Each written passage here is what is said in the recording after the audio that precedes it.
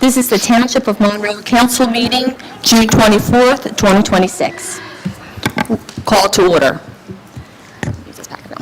This meeting was advertised pursuant to the New Jersey Open Public Meeting Act, NJSA 10:4-6 through 10:4-21. Adequate notice was placed in the official publication for the Township of Monroe, i.e. South Jersey Times, Courier Post, and the Sentinel of Gloucester County. A copy of this notice was posted at the bulletin board at the municipal complex. Please note, the clerk has placed a sign-in sheet at the rear of the courtroom. If anyone would like to address council during this public portion, please sign in, raise your hand, and I will ask that you come forward to the microphone. Kindly state your name and address for the record. In addition, please note that this meeting is currently live streaming on the Township YouTube channel in accordance with Ordinance O:56-2024. A link of the copy of this recording will also be posted in the Township website for the public to view at their convenience. Please all rise for the flag salute. Salute to the flag for Councilman Al Rossi, and remain standing for the invocation.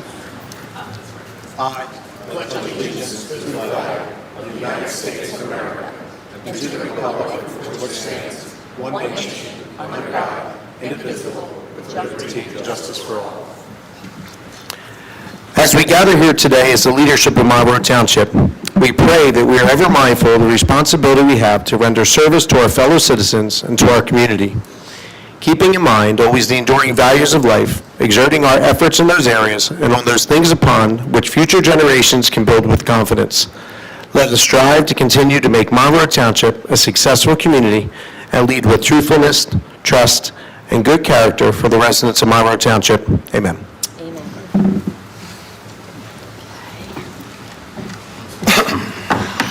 Jen, may I have a roll call, please? Council President Mrs. Adams is excused. Mr. Cope? Here. Mrs. Fox? Here. Councilman Heverly is excused. Council Vice President Mr. O'Reilly is excused. Mr. Rossi? Here. Mr. Valentine? Here. Mayor Wolf? Here. Deputy Mayor Kurz is excused. Solicitor Mrs. Grace? Here. Business Administrator Mr. DeHart? Here. Director of Code Enforcement Mr. Sebastian? Here. Director of Community Affairs Mrs. Park? Here. Director of Parks and Recreation Mr. Bruno is excused. Director of Public Safety Mr. Rumpf? Here. Director of Public Works Mr. Dukes is excused. Director of Real Estate Ms. Pizatsky is excused. Chief Financial Officer Ms. Boyer? Here. Police Captain Bielski? Here. And myself, Deputy Municipal Clerk Jen Harbison, here. All right, thank you. Actually, we are going to move on from the presentation since we've already had our Daisy Scouts here. We're for a matter for discussion. Do we have anything to discuss? Seeing none? Okay. Questions regarding resolution schedule for tonight? Any questions? Seeing none. Questions regarding ordinance schedule? Okay. Okay, I need approval of minutes. I need a motion to approve the minutes of, and I will state all of them first. Council meeting February 25th, 2026. Closed executive session February 25th, 2026. Council meeting March 11th, 2026, and council meeting March 25th of 2026. Need a motion, please. Motion. Second. All in favor? Aye. Any opposed? Seeing none, okay. We don't have any correspondence tonight, resolutions. First resolution is R-Colon 214-2026. This resolution is authorizing closed executive session of the Township Council of the Township of Monroe to discuss matters falling under pending anticipated litigation subject to attorney-client privilege pursuant to the NJSA 10:4-12B7. I need a motion to approve. Motion. Second. All in favor? Aye. Okay. All right, so at this time, council will hold a closed meeting, which the public shall be excluded. Council will reopen the public meeting, adjournment to advise if any action has been taken. We'll try not to be longer than 20 minutes.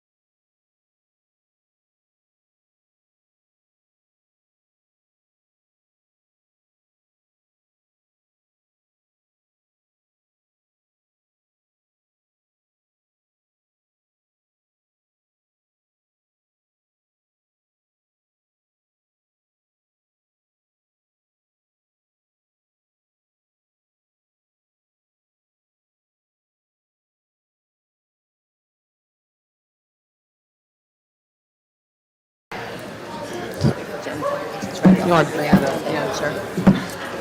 Jennifer, ready? Good? Yeah. Okay.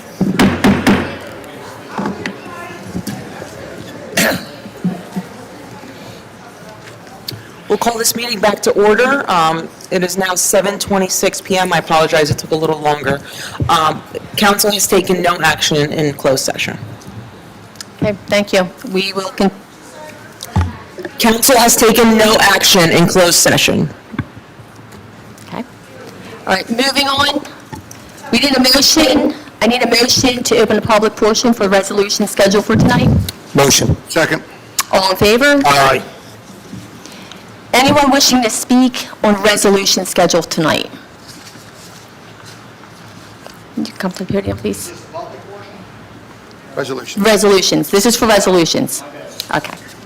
See anyone? Okay. I need a motion to close public portions. Motion. Second. All in favor? Aye. Okay. Motion to bracket resolutions R207-2026 and resolutions R:215-2026 through R:234-2026. Need a motion? Motion. Second. All in favor? Aye. Any opposed? I need a motion to approve resolution R:207-2026 and resolution R:215-2026 through R:234-2026. Motion. Second. All in favor? Aye. Any opposed? Okay, at this time, I will turn this portion of the meeting over to Councilman Cope. Motion to open the public portion of the ordinance scheduled for second reading. Motion. Motion? Second. All in favor? Aye. Anyone wishing to speak on the ordinance scheduled for second reading tonight? Seeing none. Motion to close public portion. Motion. Second? All in favor? Aye. An ordinance of the Township of Monroe of Gloucester County, State of New Jersey, amending Chapter 175, Land Use and Development of the Township Code to establish a large-scale structure setback requirement and to create additional buffering standards between intensive non-residential uses and residential, institutional, and recreational uses. Motion to approve. Motion. Second? All in favor? Aye. Any opposed? Roll call vote. Mr. Cope? Yes. Mrs. Fox? Yes? Mr. Heatherly is excused. Mr. O'Reilly is excused. Mr. Rossi? Yes. Mr. Valentine? Yes. Mrs. Adams is excused. Motion carries. Ordinance colon 28-2026, bond ordinance authorizing the acquisition of various capital equipment and the completion of various capital improvements in and for the Township of Monroe, County of Gloucester, New Jersey, appropriating the sum of $2,600,000, therefore authorizing the issuance of general obligation bonds or bonds anticipation notes of the Township of Monroe, County of Gloucester, New Jersey, in the aggregate principal amount of up to $2,470,000, making certain determination and covenants and authorizing certain related actions in connection with the foregoing. Motion to approve. Motion to approve. Second. All in favor? Aye. Any opposed? O:29-2026, an ordinance of the Township Council of the Township of Monroe to amend Section 175-162.1 of the Code of the Township of Monroe entitled Land Management. First reading and publication. Motion to approve. Motion. Second? All in favor? Aye. Any opposed? O:30-2026, an ordinance of the Township Council of the Township of Monroe, County of Gloucester, State of New Jersey, amending Chapter 175 of the Code of the Township of Monroe to add a new section, 175-163.6, prohibiting detention, correctional, and other carceral facilities within all zoning districts of the township. First reading and publication. Motion to approve. Motion. Second? All in favor? Aye. Any opposed? O:31 2026, an ordinance of the Township Council of the Township of Monroe, County of Gloucester, State of New Jersey, amending Chapter 175 of the Code of the Township of Monroe entitled Land Management to add a new subsection 175-157A8 regarding the use of generators. First reading and publication. Motion to approve. Motion. Second? All in favor? Aye. Any opposed? 0:32-2026, an ordinance of the Township Council of the Township of Monroe, County of Gloucester, State of New Jersey, amending Chapter 175 of the Code of the Township of Monroe entitled Land Management to add certain definitions to 175-11 to establish 175-163.5 entitled Large-Scale Commercial and Industrial Facilities. First reading and publication. Motion to approve. Motion. Second? All in favor? Aye. Any opposed? I'll now turn this portion of the meeting back over to Councilwoman Fox. Thank you very much. New business. Council, any new business? Seeing none. Unfinished business. Seeing none. Reports and Oh, other matters. hold on, I have unfinished business. Sure. I want to talk about the greens. Last time we talked about the greens, the basins, they were going to get to work on them by the middle of June. And I know they said when they looked at the wet basin, it was at 41 inches, and it called to be at 67 inches or something, the liner? Yeah, to answer your question, yes, they have mobilized, and they are beginning to work on those basins. The exact depth of the basin I can give to you, I forget what off the top of my head. If you bear with me, I can flip through and give it to you. But again, they are out there working on those basins. Yeah, but they're not going to, it's been 2.5 years, well, we're going on 3 years now that this project's been like that, so, I mean, we have to give them a good push. They can't just be out there doing the bare minimum. No, I understand. They have certain work they have to do to the basins to get them completed, and they've started that work. Okay. Yeah. Because I believe they said the liner was 40 or 41 inches, it was supposed to be 60. Give me 1 second.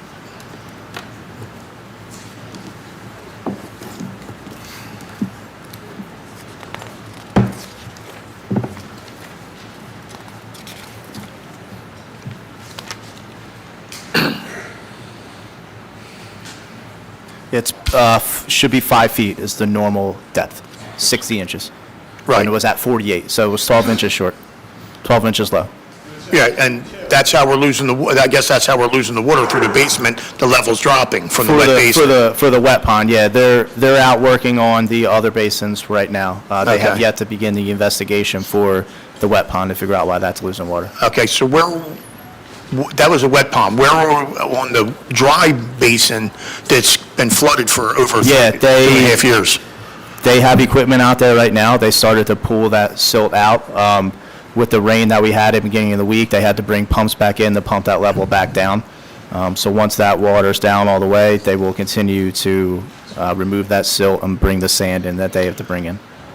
Where are they pumping that water to? Because that water's stagnant. That's been there for a couple of years laying in there, not draining. And that's supposed to be a dry basin, it's supposed to drain, then it doesn't. That's a mosquito pit. Where exactly are they pumping that water to? I believe they are pumping it to the catch basin that the inlets, or the downstream catch basin that the basins tie into and discharge to.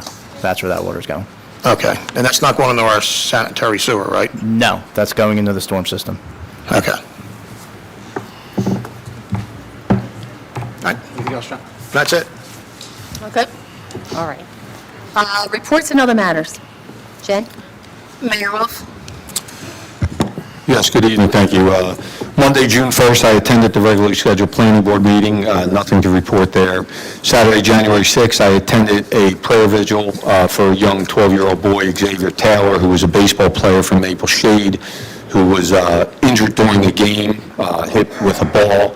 Our Monroe Township Little League actually hosted this prayer vigil out at our Church Street complex where they accepted donation for Xavier's family. So please continue to pray for Xavier and his family. Also, that same Saturday, June 6th, myself, several members of the council, I know Council President Denise Adams, our ordinance chair, Mr. Don Heavily, Councilwoman Fox and Councilman Cope, our deputy mayor. We all did a tour of the newly built firehouse. The fire department will be moving in within the upcoming weeks. They are looking forward to it. It's a great building that will serve this community for many, many years to come. Lastly, on that Saturday, June 6th, we hosted our annual Township Appreciation Day, known as our Music Festival. Tremendous turnout. Thousands of people were in attendance. We did have a little bit of rain for about a half hour during the evening, but the show continued after the rain. Our fireworks were great at the end of the show there. There was plenty of food vendors. There were plenty of rides for the children, vendors, you name it. They had it all out there. So great job by our Parks and Recs Commission, which is an all-volunteer commission. They put on all of our events throughout the year. They do a spectacular job for our community. Also, our Parks and Recreation employees, we thank them for all the work that they put in preparing the fields and the complexes. So great job by everybody. Great team effort. Thursday, June 11th, I attended the senior learning dinner.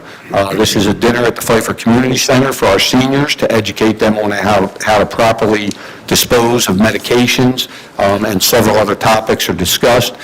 Michelle Scheffler-Perez and Richie LaRusso, who are both longtime residents from our community, they do some great work in our community with our residents. So they had presented this program to our seniors, and we thank them very much for their involvement.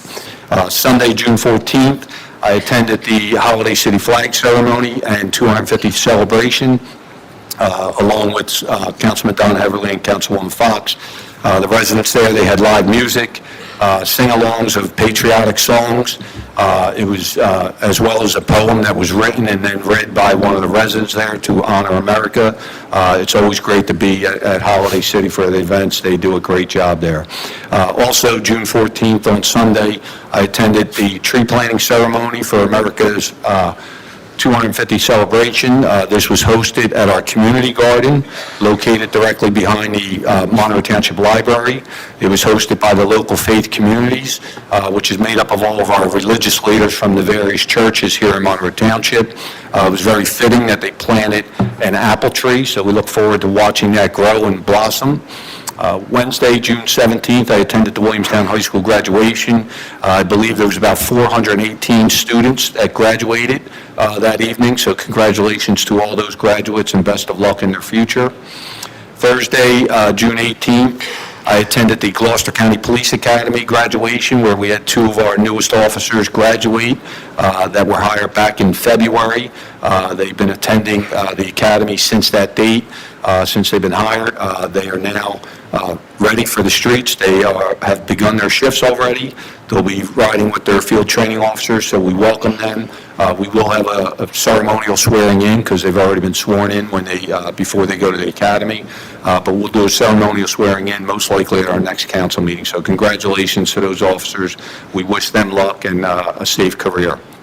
Also, on Thursday, January 18th, I attended the Melodies on Main Street, another great event that is put on by our Monroe Township Economic Development Commission. It was a little windy that evening, so I think some of the businesses may have deterred them from setting up some vendor tables or business tables. But, there was a lot of people that still came out. Music was great. Again, food was great. These events are styled to attract some foot traffic on Main Street during these times.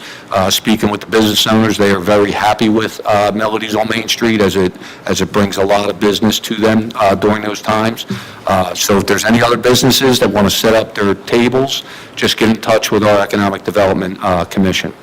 Saturday, June 20th, I attended the Juneteenth celebration hosted by the NAACP and the Gloucester County Prosecutor's Office. They co-host this event. It was hosted at our Owens Memorial Park. It was a fun day. There was bounce houses for children, games for children. There was a little friendly softball game between the NAACP and the Prosecutor's Office. There was award ceremony out there, some music, food, but thanks again to our Parks and Recs Department for their assistance in getting Owens Park prepared for that event, so good job by all. I want to wish all the fathers out there, all the dads, happy Father's Day. I hope you enjoyed your day as much as I enjoyed mine, getting to spend some much-needed time with my children, my father. It's always great to spend time with family, so I hope everybody enjoyed theirs. I also attended 14 meetings and officiated 3 weddings over the past month. And lastly, earlier today, I attended a retirement party for our CFO, Ms. Lorraine Boyer. This will be our last council meeting. Lorraine has been a longtime employee here in Monroe Township and rose to the position of CFO. So congratulations, Lorraine. It's been an absolute pleasure working with you as a police officer here when I was on council, and definitely it was an absolute pleasure as mayor working with you. So I wish you and your family the very best in your retirement, and well-deserved, and thank you for your service to our community. That will conclude my report. Thank you. Thank you. Solicitor Mrs. Grace? Lorraine, congratulations. On a legal note, as some of you may be aware, the Township Council and the Planning Board were in receipt of a lawsuit filed by Hexa Builders on June 5th of 2026. Council has been briefed accordingly. Outside attorneys have been retained to zealously and aggressively defend this litigation. Because of this pending litigation, council will not be able to discuss anything directly or even ancillary to whether it be that specific litigation or even data centers. So just so you're aware, that is to protect the interests of the township and its residents as this pending litigation is ongoing. Thank you. Thank you. Business Administrator, Mr. DeHart. I just would like to thank Lorraine. It has been a pleasure working with you, again, through my career here. You have taught me a lot since I've come back in this role. We put a ton of hours together, grinding numbers for the budget, to do the best we can for the residents of this community, which we both live in. So, again, thank you, congratulations, and you will be missed. Yes, thank you. Thank you. Director of Code Enforcement, Mr. Sebastian. Yes, first of all, thank you, Lorraine, for your work. You've done a great job. Appreciate it. Enjoy your retirement. My report for this evening is inspection report for the month of May. Construction division was 272 for building. Fire was 68, electrical 203, plumbing 113, mechanical 44, for a total of 700 with 0 complaints. Housing division inspections were 334, complaints 0. Zoning division applications reviewed 203, complaints 0. Total for all divisions 1,237 for the month. Year 2026 total through May is 5,891 with 1 complaint. This completes my report. Thank you. Thank you. Director of Community Affairs, Mrs. Park. Yes. Community Affairs has had a busy month. Over the last month, we had numerous monthly events, including our craft night with Bernie and both soul and country line dancing. We also have had circuit and chair yoga for our senior residents 2 times a week, which they absolutely love. Our annual Spring Arts and Crafts Festival on Main Street on May 9th was another huge success, with roughly 300 vendors and a few thousand in attendance. On May 15th, we had our Adults with Disability Dance, where the disabled community can come and dance a night away in an all-inclusive, safe environment. We had Candy Bar Bingo took place on June 5th and was a packed house with residents of all ages. This past month, between Food Pantry on Church Street and the Pfeiffer Food giveaways, we had fed over 2,400 plus families, serving roughly 36,000 pounds of food. Our senior commission has been busy rescheduling the remainder of the year's trips. Keep a lookout at the Pfeiffer Community Center for information to all upcoming trips, or log on to the Monroe Township Community Affairs page on Facebook for any other upcoming senior trips. Lastly, Camp Squonkam starts next Monday, June 29th, and registration is completely full. This week was set up and T-shirt pickup for the 2026 camp season. Camp Squonkam hosts over 200-plus children per week. If anyone would like more information pertaining to the community affairs events, please utilize our Facebook page at Monroe Township Community Affairs for all the most up-to-date information. For information in regards to our food giveaway, you can follow our Facebook page or call our giveaway line at 856-728-9841, extension 894. And as always, a huge thank you to our community affairs volunteers. Their dedication and hard work keeps community affairs events possible and very successful. I also would like to congratulate Lorraine on your retirement, and have fun. Great job, Community Affairs. And that would end my report. Thank you. Thank you. Brett. Director of Public Safety, Mr. Rumpf. Yes, congratulations, Lorraine. Well deserved. Some stats, Williamstown Fire Company's been awful busy with house fires this month, actually all the way up to this year. But for the month of May, handled 64 calls, puts them at 500 calls for the year. Cecil Fire Department, for the month of May, has handled 18 total calls, and total calls for the year of 195. Monroe Township PD has been extremely busy as well, handled 4,532 calls for the month of May, and up to 23,032 calls for the year. That is the end of my report. Thank you. Chief Financial Officer, Ms. Boyer. I want to thank everybody. It's been a pleasure working everybody with everyone.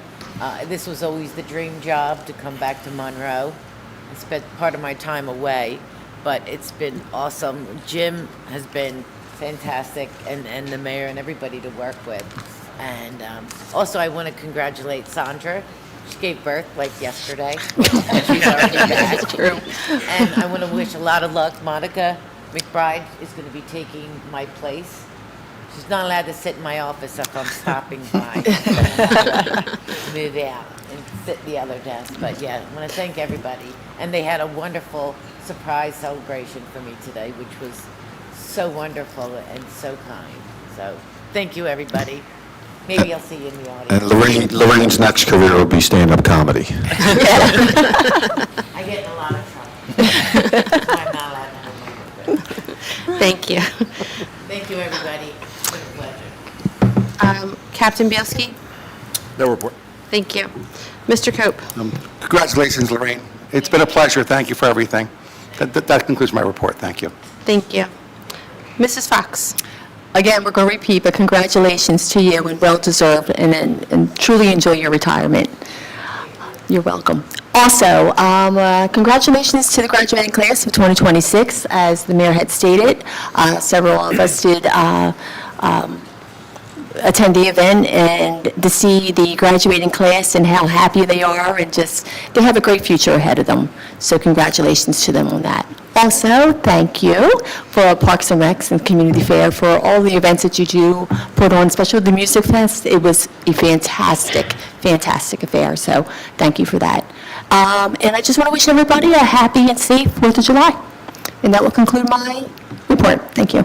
Thank you. Mr. Rossi. Congratulations, Lorraine.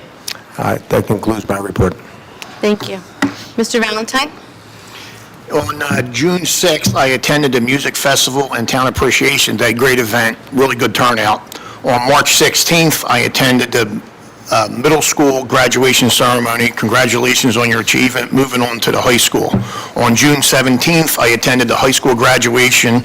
Congratulations to the class of 2026 and your achievement. At the graduation, I was reminded by Councilman Al Rossi that I was not welcomed in the event photos with the mayor and rest of council. I would like to thank Councilwoman Carolyn Fox for apologizing, let me know that she does not condone that type of behavior. Most importantly, I would like to thank the residents who attend our meetings, watch online, ask questions, stay involved in our community, and informed and engaged with public essentials good and for good government. And have a safe and happy 4th of July. Thank you. This concludes reports for this evening. Thank you. At this time, we're going to do the general public discussion. I need a motion to open to the portion, please. for the Motion. general. Second. Good. All in favor? Aye. Okay. Anyone from the public wishing to... The list. The list. Oh, yes. Also, Jen, may we have the list, please? Thank you, Jen. Okay. In saying that, as she's getting the list, anyone from the public wishing to speak, please step up to the podium, state your name. Are we going by the list? We have to go off the list. Oh, we're going off the list, of course. Order purposes. Yeah, right. Yeah, it's okay, it's all good.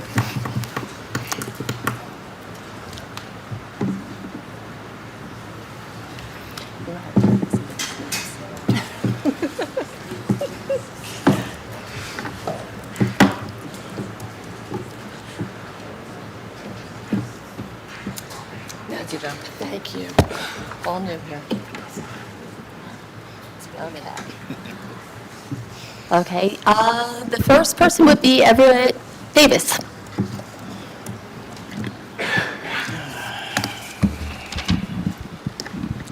Everett Davis, resident of the Greens here in Williamstown. I want to real quick clarify a couple things. You said 48 inches, your people said it was 42, it's supposed to be 60. And the dry basin that's been wet for now 4 years, they currently have the pump. It's not going to the other basin, it's going to the property next to us. And I don't know if that owner gave permission for hundreds of thousands of gallons of stagnant water to be pumped onto their property, but you might want to look at that. Just give you a heads up. Okay, now, the main reason I came up here is about the draft ordinance to establish 163.5, large-scale commercial industrial facilities. Now, the purpose of these ordinances must be to protect Monroe Township from any present or future development whose scale and intensity are incompatible with our community, regardless of what use may be called. Because today's concern may be data centers or massive warehouses.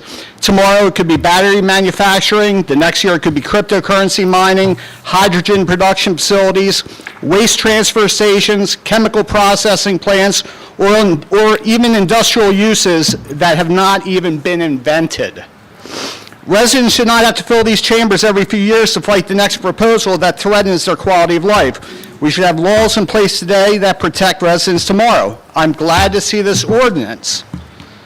We need protections that are permanent, protections that are comprehensive, protections that are legally defensible, protections that will outlast every mayor, council member, planning board member, and every administration that follows, because protecting Monroe Township should never depend on who happens to occupy these seats. It should be the law. Now, this draft ordinance being proposed today is better than nothing, but is still written like a permitting pathway, not a protection ordinance. It allows large-scale commercial and industrial facilities and, business plan zones, and gives developers multiple ways to comply on paper while still creating serious impacts through phasing, accessory structures, utility infrastructure, backup generators, water demand, noise exceptions, and discretionary approvals. Now, I'd like to submit in the record, I have here 30 of the biggest loopholes that need to be fixed before you guys pass this. You can give it to the clerk, thank you. Jen, if you could just make sure we get copies of that tonight. And these are serious loopholes that could wind up letting a lot of stuff in. Number one, the 200,000 square foot trigger can be avoided. The ordinance only applies when the principal structure is more than 200,000 square feet. A developer could split a project into multiple buildings under 200,000 square feet, phases, separate lots, parcels, or related entities. The fix to that, apply it to cumulative development on a tract redevelopment area, common plan, affiliated ownership, phased project, or any site exceeding 200,000 square feet in total gross floor area. That right there could get us 6 data centers in one spot, and it would be totally okay with the way it's written. Number two, the principal structure is too narrow. It may exclude accessory buildings, substations, battery storage, generator yards, cooling equipment, utility compounds, and separate support structures. The fix, count all buildings, structures, equipment yards, utility areas, and phased expansions. Three, data centers are never specifically named. The ordinance says including but not limited to warehouse, distribution, logistics, manufacturing, etc., but does not expressly list data centers, server farms, AI computing facilities, crypto mining, cloud computing facilities, or high-intensity computing facilities. Add those directly. That's the fix for that. Number four, conditional use in excuse me a second.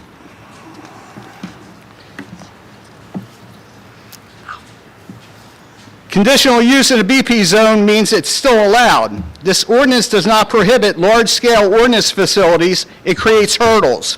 If the applicant satisfies them, the board may be pressured to approve. The fix, make certain high-impact uses prohibited or require stricter conditional standards that are objectively impossible or near impossible in residential rural areas. Number 5, the 75% on-site renewable power requirement is weakly worded, and this is a real bad one right here because this could get us a generator farm.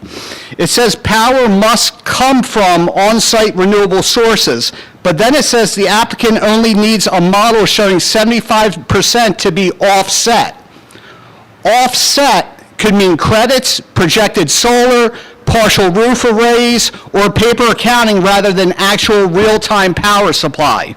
The fix, require actual on-site generation and storage capable of supplying 75% of annual and peak demand verified after operation with penalties and revocation for noncompliance. Also prohibit renewable energy credits from counting. That's the most important thing. Prohibit renewable energy credits from counting, or that 75% just becomes paper. Number 6, explore battery storage is meaningless. The energy plan says applicants must explore battery storage. That is not a requirement. The fix, replace explore with shall provide or remove this language. 7, water limit is extremely vague, and this is a big concern for a lot of people with wells. 0.5% of the township's total yearly water supply limit is unclear. Which supply limit? Public water allocation, MUA capacity, NJDEP allocation, actual safe yield, peak day usage, wells. It doesn't define anything. The fix, define the exact source, require peak day and annual limits, include off-site private sources, prohibit excessive aquifer withdrawals, and require independent hydrogeologic review. 8, public water availability creates a loophole. Section K says no private wells, direct withdrawals for cooling if a public water source is available. That if is a big if. That means if public water is claimed unavailable or inadequate, private wells may be allowed. The fix, prohibit private groundwater wells and surface water withdrawals for cooling entirely. 9, alternative cooling system loophole. Closed-loop cooling is required, but the applicant may propose an alternate if the board engineer is satisfied. The fix here, require closed-loop non-evaporative cooling unless the alternative is proven to use less water. Create no plume, no chemical discharge, no aquifer impact, and no increased noise or energy burden. 10, noise exceptions on this are huge. The ordinance exhibits dBA limits during outages, 2 hours after power is restored, and routine generator testing. That could be when residents experience the worst impacts. The fix, no blanket exception. Require emergency noise limits, maximum duration reporting, muffling, enclosure, and penalties for repeated exceedances. Number 11, only DBA is exempted, not DBC, but language is inconsistent. Several sections use DBA and DBC, but exemptions mention only DBA. This invites confusion and litigation, which we're experiencing now. The fix makes DBA and DBC limits consistent everywhere, especially for low-frequency hum.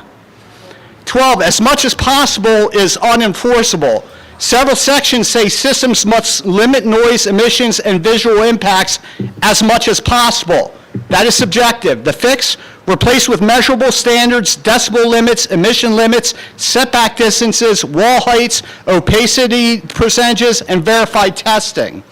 13, satisfaction of the board engineer gives too much discretion. Developers can negotiate with one professional and argue compliance. The fix, require independent third-party studies paid for by the applicant but selected by the township. Number 14, the generator limits are weak. There is no hard cap on number, size, total megawatt capacity, fuel storage volume, runtime during emergencies, or cumulative emissions.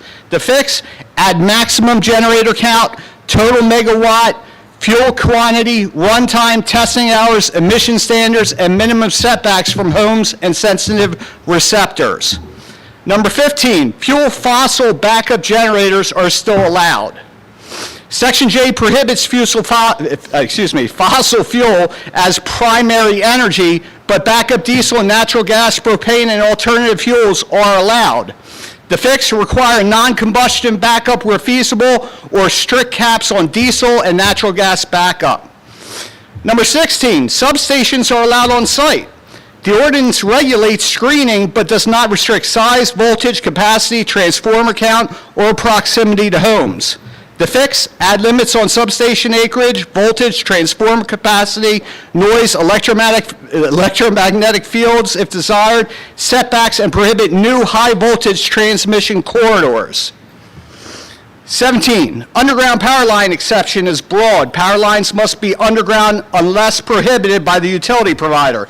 A utility letter could defeat the requirement. The fix require applicant-funded undergrounding unless physically impossible, not merely inconvenient or costly. Traffic standard is incomplete. No reduction in LOS. LOS sounds good. LOS is line of sight sound. But it can be manipulated by intersection selection, traffic assumptions, time windows, or mitigation promises. The fix include truck caps, delivery hour limits, prohibited local roads, cumulative traffic analysis, construction traffic limits, and independent traffic review. Number 19, Route 322 access requirement may be too narrow or too easy. Take access from State Route 322 does not clearly prohibit secondary truck access through local roads. The fix, say all truck, construction, employee, service, and delivery traffic must use approved routes only, with no cut-through residential roads. Number 20, emergency response plan has no hard cost recovery requirement.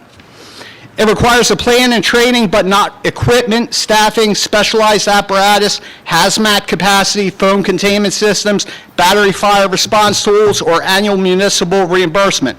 I'm going to go off this just for a second as a side note, just in case I'm wrong here, but the building next door to us, that required us to buy a new fire truck, didn't it? With ladder access that we did not have before. Am I correct in that?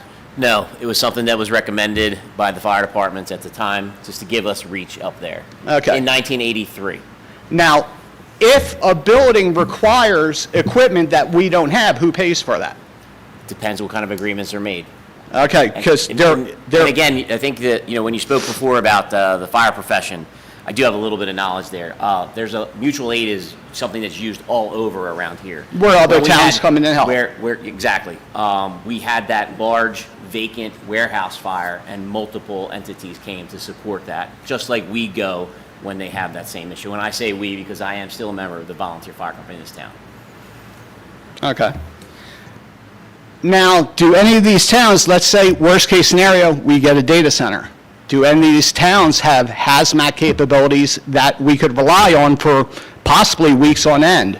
Ladder trucks for right now it's a 1 million and a 600,000 square foot building, and looking at a lot of this thing, you're talking about possibly 60 feet tall. We don't have the equipment, and honestly, our close neighbors going all the way out to maybe Cherry Hill and Camden do, but are they going to be able to supply equipment? Like, let's say there's a lithium-ion battery runoff fire. You're a firefighter. If you have a massive scale lithium-ion battery fire, how much water is required on that, and what kind of equipment? A lot, and big equipment, which we don't have. Our closest neighbors that would have it, I believe, if I'm wrong, tell me, Cherry Hill and Camden. Could they actually sacrifice that equipment for possibly a week at a time? Because those fires have to be doused continuously for days on end, or else they reignite.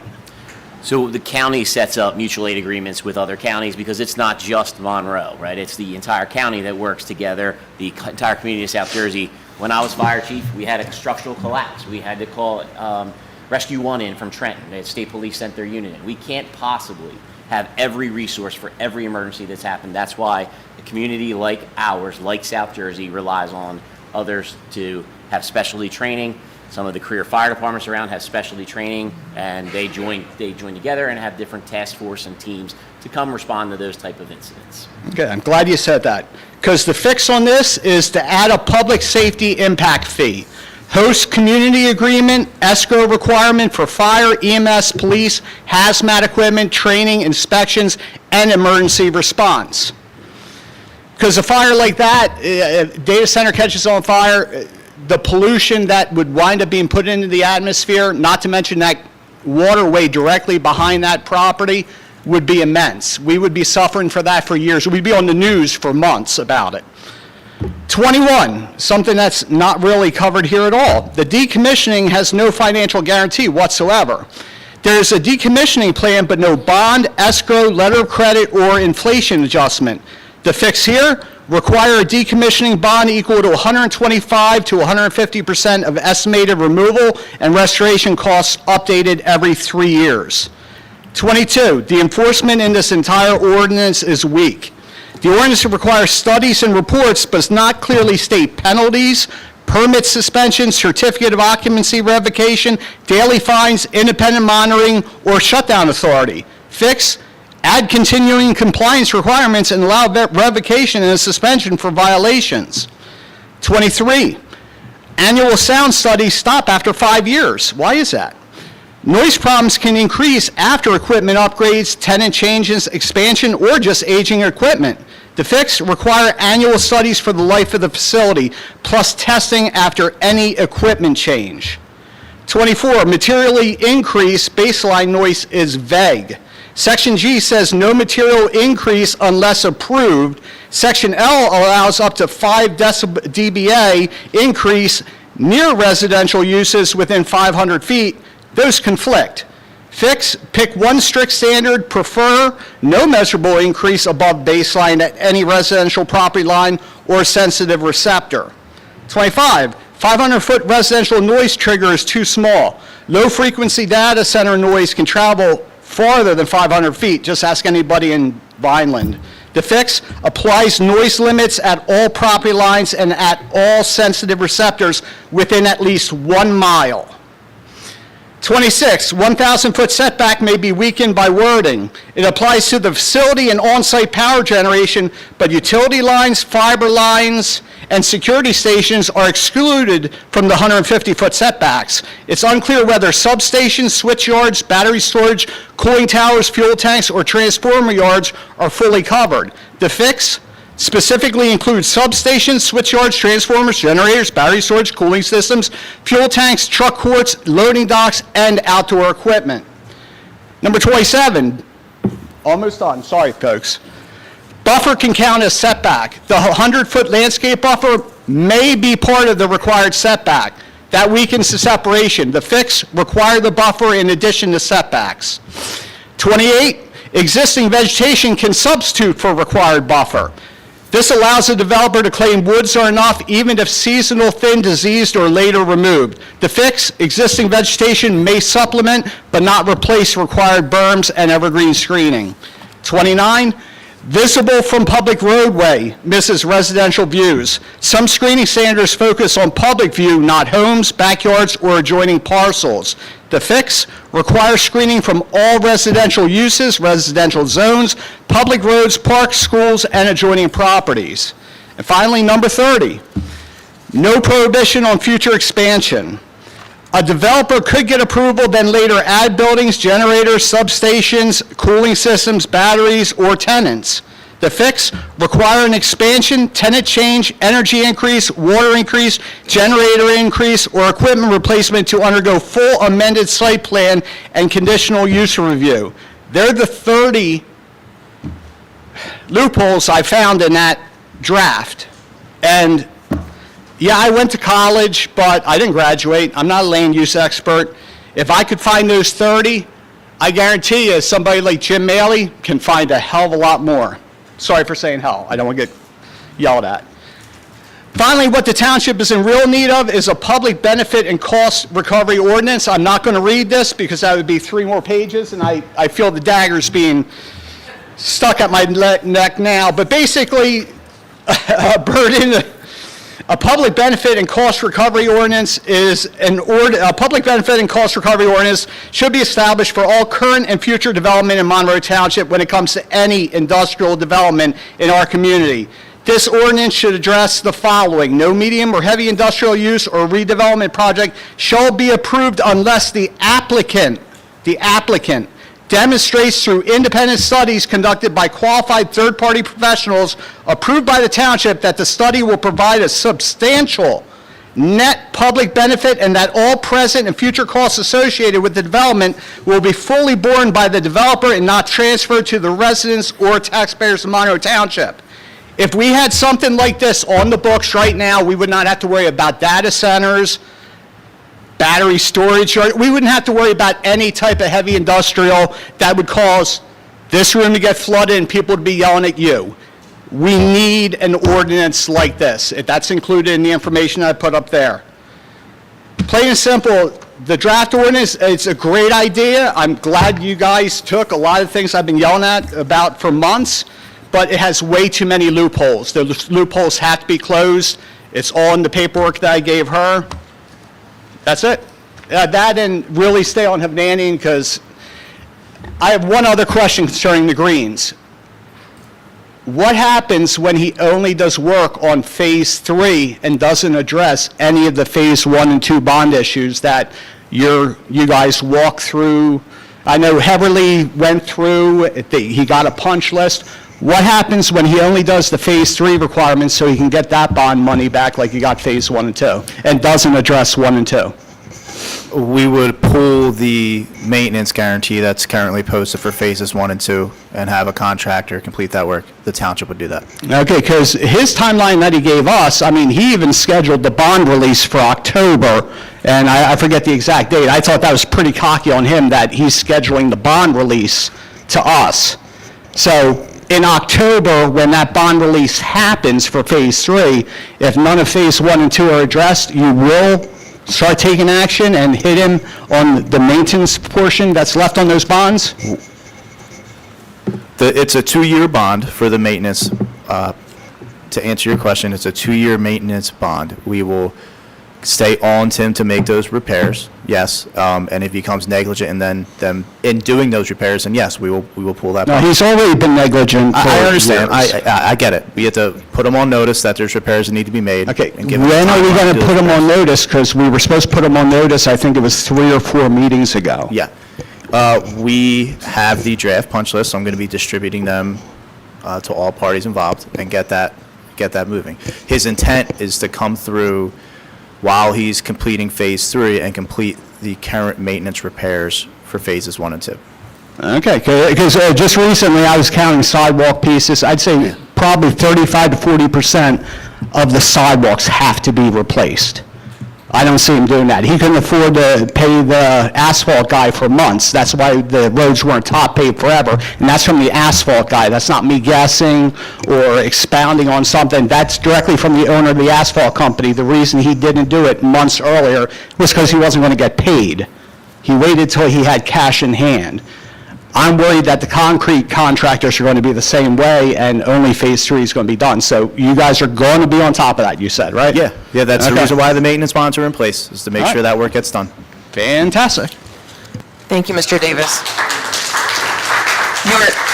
For the record, the document that you submitted into the record has been received by, I believe you referred to her as her, that's our wonderful Deputy Clerk, Jennifer Harbison. That's fine, just so you know for next time, that's Miss Harbison. It's okay. If it's easier, I can email you a copy, that way... No, well, Ms. Harbison will get the scan for us, and she's very diligent about that, so thank you, Jen. Okay, thank you, Chris.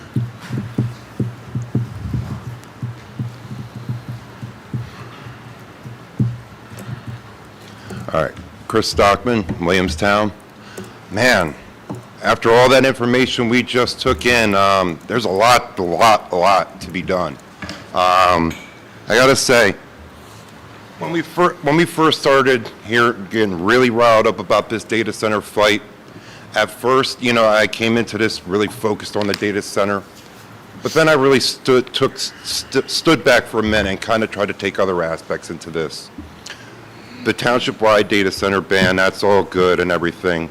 But for those who know Corkery Lane, we have a cornfield across the street from my house currently. Now, in the future, once this person may move on or the property gets sold, et cetera, I'm also worried about the possibility of a warehouse going up right across the street from my house. Now, I understand Mr. Mayor brought up not NIMBY and that whole, bringing that to me, but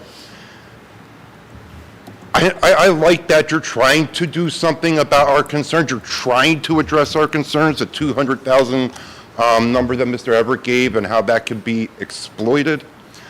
I had a lot bigger night planned for tonight, but I'm trying to give this council an opportunity to continue to grow and build on, as Madam Solicitor, you said, wanting to give bills real teeth and protect this town in the future.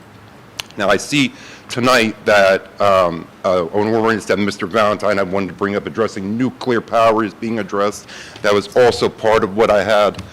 But I want to take it, I've been saying I wanted to take this a step further. I have tried to go and speak to different residents, whether it was at the music festival, whether it's in town at your local grocery store, wherever, a local Wawa. Here in this room tonight, I've already spoken to different people. And I think the general consensus is we don't even want the warehouse aspect to begin with. Get past the data center. We're past the data center at this point. We're moving on to the warehouse and distribution portion that was originally proposed before the Hexa builders tried to come to the May 12th, I think that would lead up to the May 12th planning board where they tried to come with the amended site plan paperwork and without the certificate of filing from the Pinelands Commission, which ultimately led to them getting an incomplete. Well, I would like to say that I want to give this council 1 month. I want to see a serious push to try to address these warehouses for the better.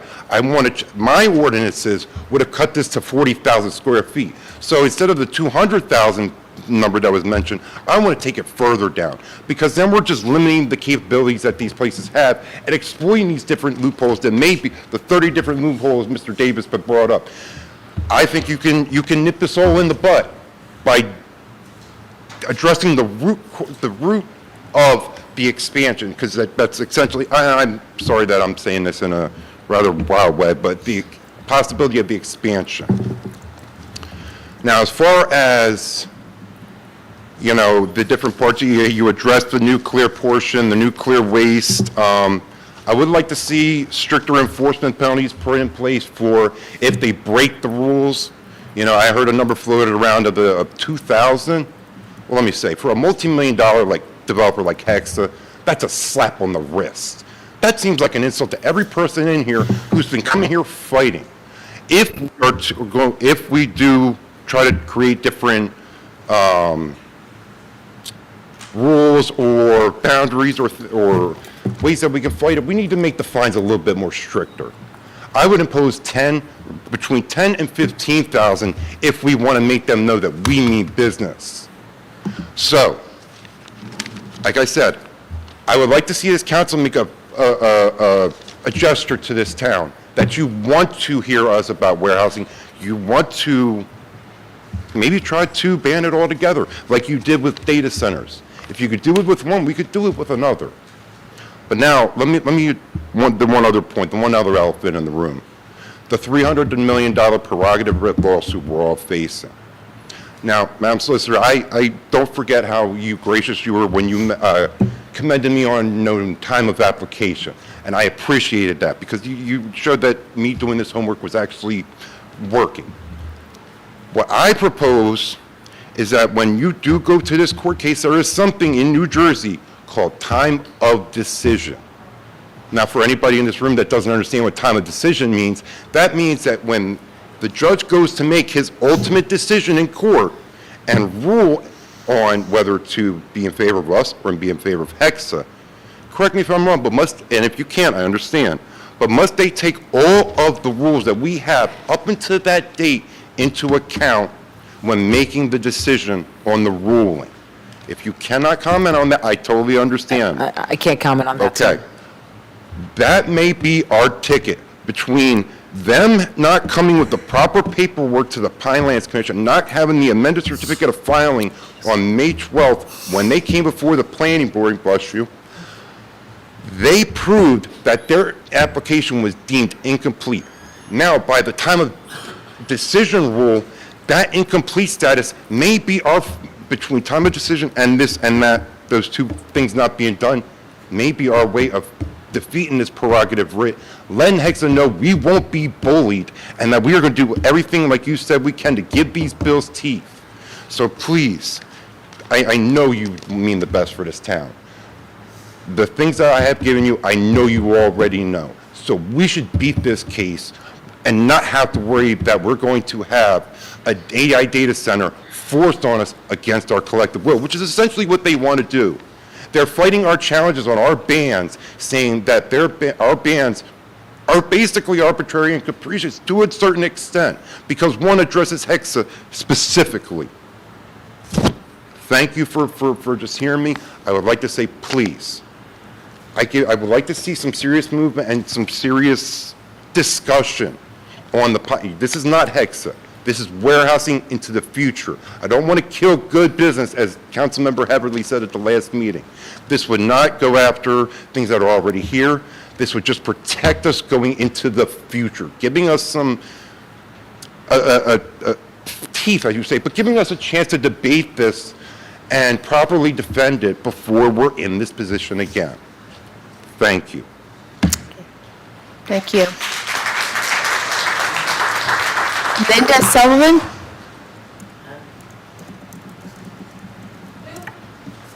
Linda. You're next, Ms. Getzinger. She is, yes, correct. Linda Sullivan, Williamstown. A lot of corruption in this data center boom. It's not what we think is happening, it's something that we know is happening. When you look back at our council meetings, Hexa developers have been grooming the Monroe Township Mayor and Council, easing their way in, letting everyone feel relaxed with their presence, unarming the council's ability to see the whole picture of what Hexa developers' ultimate plan was all the time. Hexa is reported as joking, even dazzling our town's council and engineers with their colorful aerial photography. First, Hexa developers used a redevelopment loophole in our municipality, so watch the loopholes. Quote from Pinelands Alliance, under New Jersey law, municipalities can designate areas as being in need of redevelopment or rehabilitation and adopt redevelopment plans that function as zoning overlays. These plans can permit uses, such as warehouses, that would otherwise be prohibited. Residents within 200 feet are not notified when a redevelopment plan is adopted or amended. That level of notice is only required later when a specific project application is filed. By then, officials often claim that the public is too late to object because the zoning rules have already been changed. End of quote. Sound familiar?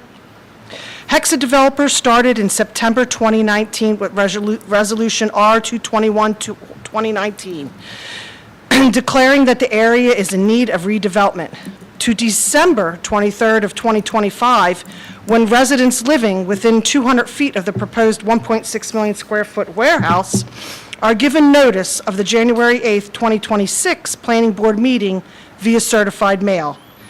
Details of the plan gave Monroe Township residents reasons to suspect that this could actually be a data center in disguise. Recapping really quick, December 2019, the council adopts the resolution that I just mentioned, declaring the area in need of redevelopment. February 2023, Hexa Builders redevelopment plan was approved, which included warehouses, office space as permitted use. In March 12, 2025, the Monroe Township Council adopted an ordinance 002-2025 to add data centers. And December 23rd of 2025, residents living within the 200 feet were given the notice via certified mail of the January 8th, 2026 meeting. On March 16th, our mayor announced via Facebook that there would be no data center, that we came to the conclusion that we had placed Monroe Township banned on data centers. On April 8th, 2026, I'm not adding everything, but Monroe Township received application for the data center to be in the 1 million square foot warehouse section, not the 555,000, but just the 1 million square foot to be changed to a data center. And then April 22nd, 2026, Monroe Township adopted 2 ordinances, one to amend the redevelopment plan to omit the data center use from the redevelopment plan, and a second to ban data centers altogether in Monroe Township. And then on June 9th, 2026, I'm not sure if that date is correct, the Hexa developers are suing Monroe Township. The redevelopment loophole in action, and our board assisted Hexa developers so they could find a tenant for the property unaware of the devious long-term plan. Hexa never cited a tenant. Hexa is playing high-stakes chess with our town's government. Hexa played checkmate on April 8th, 2026 with their data center application. The bait was the warehouse, the switch was the data center. Secondly, Hexa developers took advantage of our times we live in today. We live in an era where we can get instant information on our fingertips. The flaw?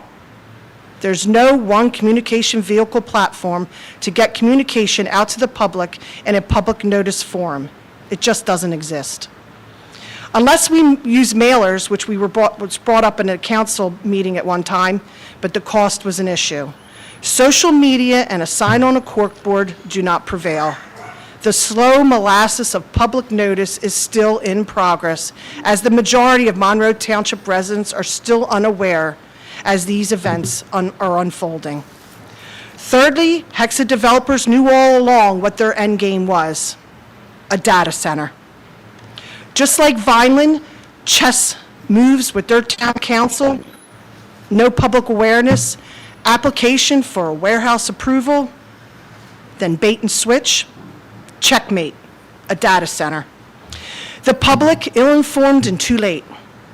And we are not talking about no normal data center here. We are talking about hyper-scale data centers.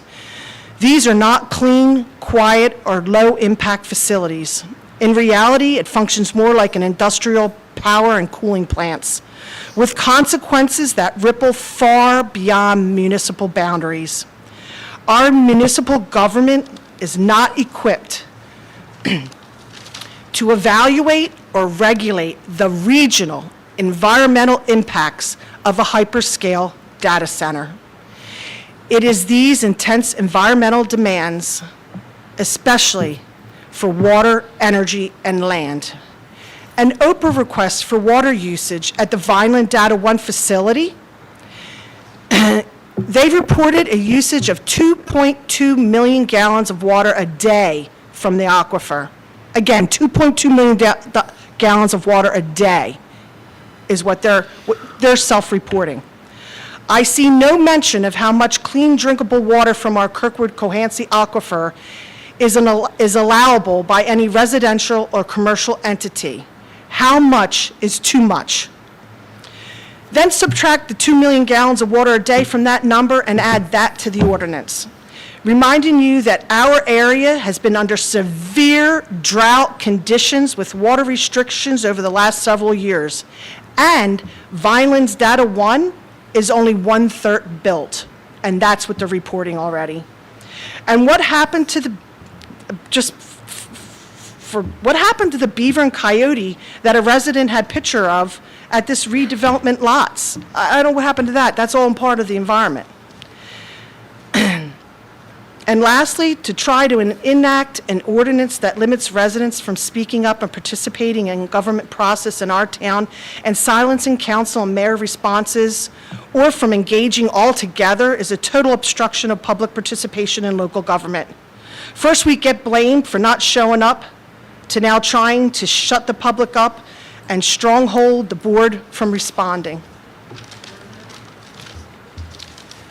I'm asking again that Monroe Township adopt an 18-month moratorium on construction of data centers like Sayreville in Middlesex County has just introduced, to protect our residents and our environment in order for the township to play catch-up to the Hexit developers and their data center.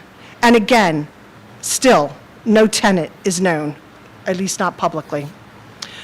I would also like to know how to obtain a copy of the environmental impact statement, the EIS, for its facility before construction, not after, like Data One did to Vineland.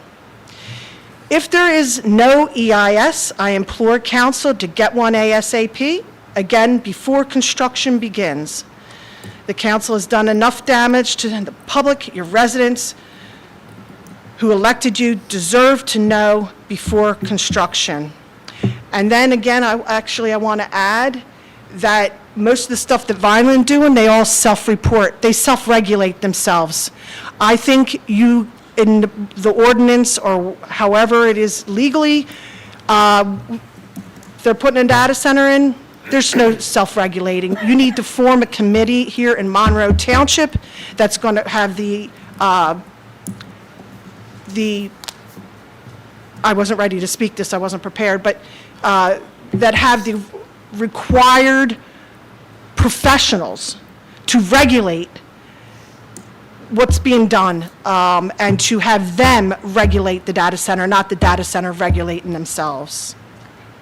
Thank you.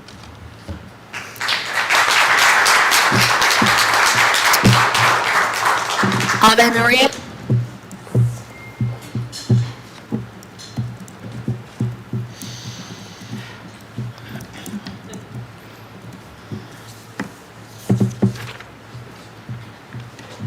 Hello, everybody.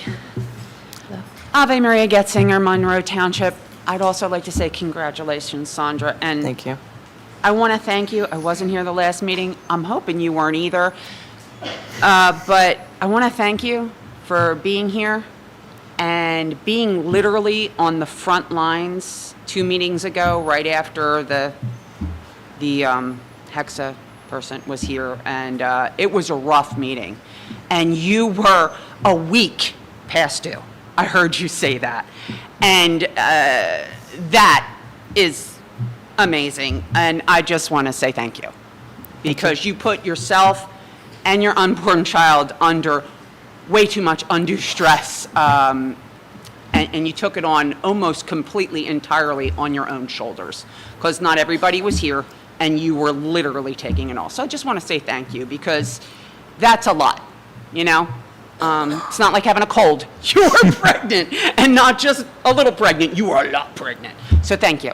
The other thing I want to say is someone just brought up you just brought up, bad memory, that there is no clear path yet for communicating important measures. I brought this up quite a few meetings ago, and we talked about it, Mayor, about coming up with something. I think you said something on Signal Chat, or looking for whatever the police department uses. I don't remember which one you said. But something. How are we coming along with that, of coming up with a set way to specifically, not like, oh, we're having a party this week and everybody come out and it's a whole thing for the community. I mean important things like new ordinances, or, you know, data centers, and or something else that's new and coming to the town that might be of serious concern to the residents. Something for everybody, not just like, oh, check on our Facebook page and maybe there'll be something. Like, I'm sorry, that's the way I get in touch with like an old girlfriend from high school, not the way I find out something that's of this type of magnitude. So have we moved forward? How are we doing on that?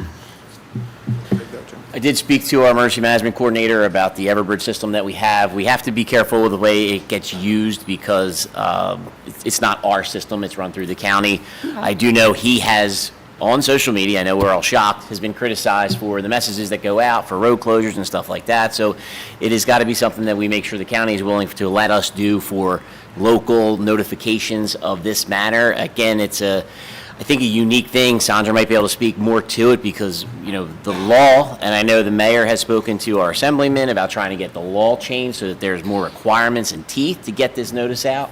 But that's kind of really where we are. Well, I mean, okay, so you're having a problem with the system you were going to use, but there's other ways. Did anyone look into any other way to? It's not that we have a problem with the system. We need to make sure it can be used that way for those types of notifications. That particular system? Again, so the unique thing is there's 38,000 people here, and not everybody has the same opinion. So we have to make sure that the system we're using, we can use without violating the system owner's regulations. And again, we are really between a rock and a hard place with making everybody happy. And that's really, I hate to say it, but I'm kind of frustrated with some of this. I'm sorry, forgive me. I'm a little confused here. Are we talking about one particular system that it's tough to use? No, or it's not that it's tough to any use. It's about, go ahead, Sandra.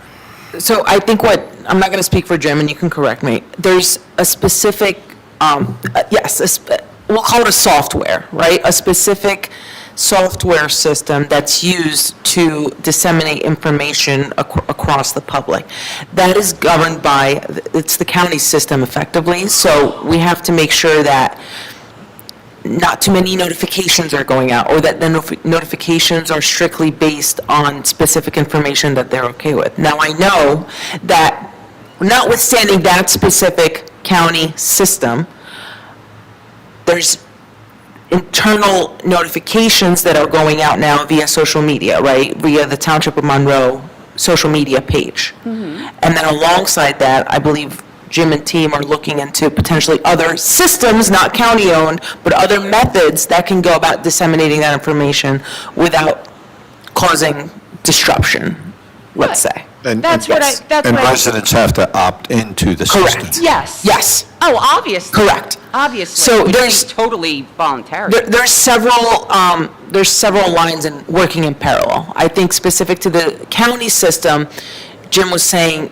others have expressed concerns that that system is potentially being, quote-unquote, abused or being used too many times for different types of notification. It doesn't have to be that one. Correct. In particular, if that's the problem, Correct. then we look for a better one. The point is that I think everyone can agree, there's not many people here tonight because there's a great carnival going on, but everyone can agree that there was a definite lack of communication earlier this year. We all know that. I don't even have to say what it was, but we all know there definitely was, and we can all agree on that, okay?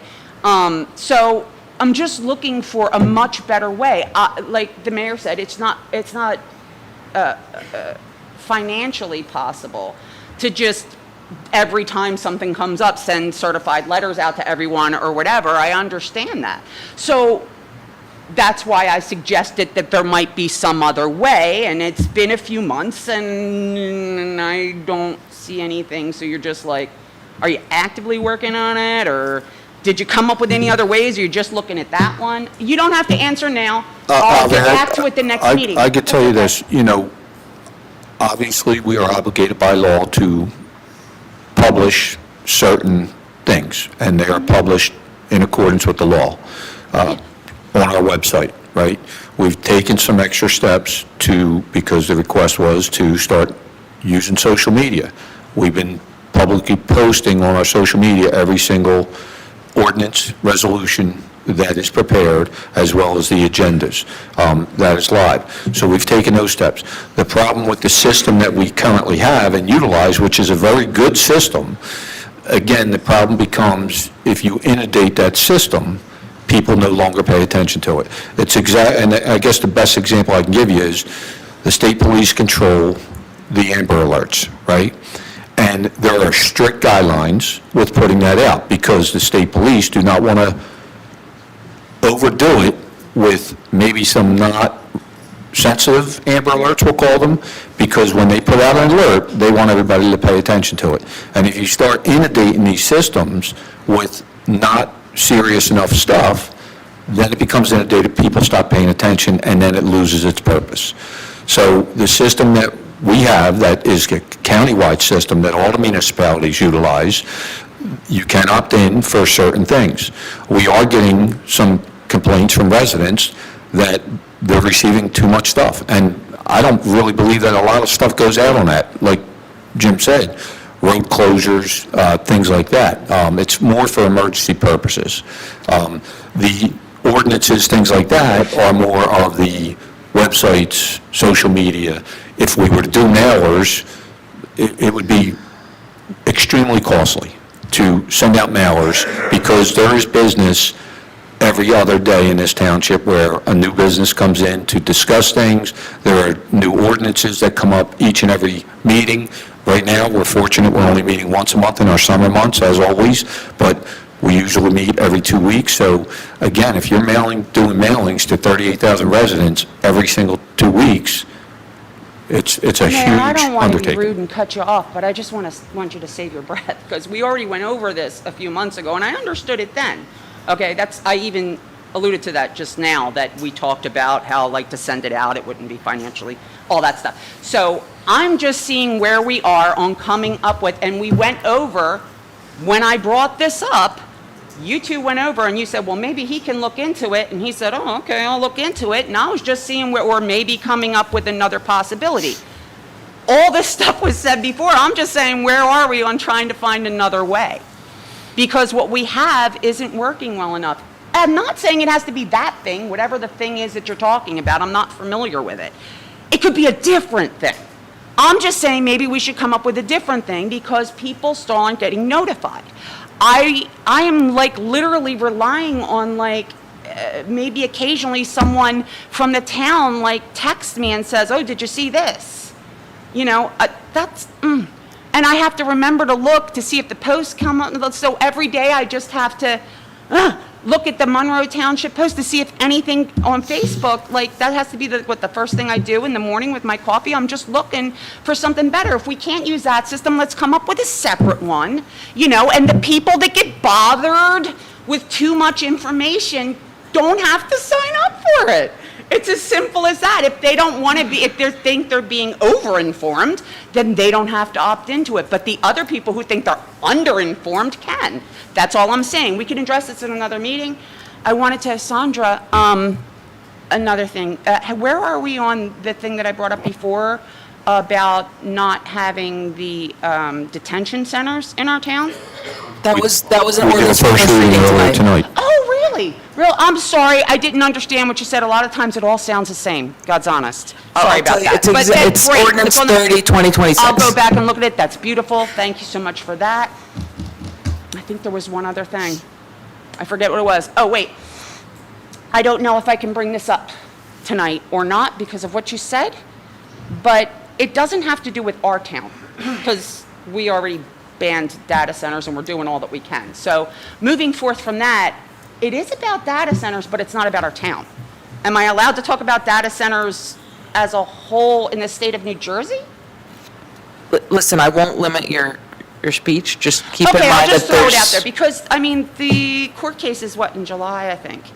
And ours. there's a case management conference in July. But it's not getting decided in July, Oh, okay. just so Well, everybody's whatever. clear. At some point, hopefully, this can go through. It's a suggestion that I have. I don't know if you guys can do it or listen to me or not because of all of these laws, but we ban data centers here, but that doesn't save us from the problems of data centers. It only saves us from like maybe noise and stuff of being right next to it, but it doesn't solve our initial problem of the lack of water. Okay, we are in severe drought, as was brought up earlier, and we have been for years, and our governor, whom I voted for, is really kind of pussyfooting around on putting in a moratorium. We banned data centers here.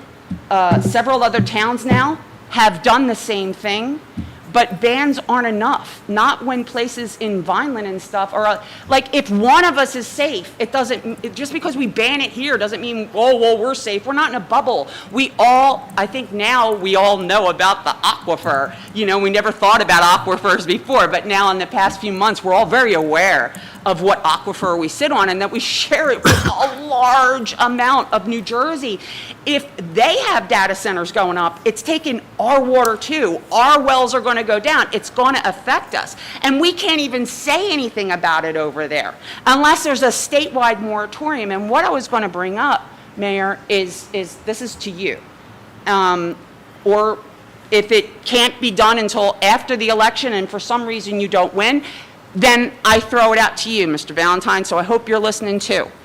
I believe what I am proposing, and I don't have the exact words, but Sandra probably knows how to get it done, I'm sure. I think that we should, as a group, as a collective whole, and we've already, as a town, said, no, we don't want data centers here, okay? But it has to go further. And you mentioned a couple times that there is a mayor meeting for Gloucester County. So I'm assuming that they have them in Camden County and Burlington County and so forth. It's probably just a pattern.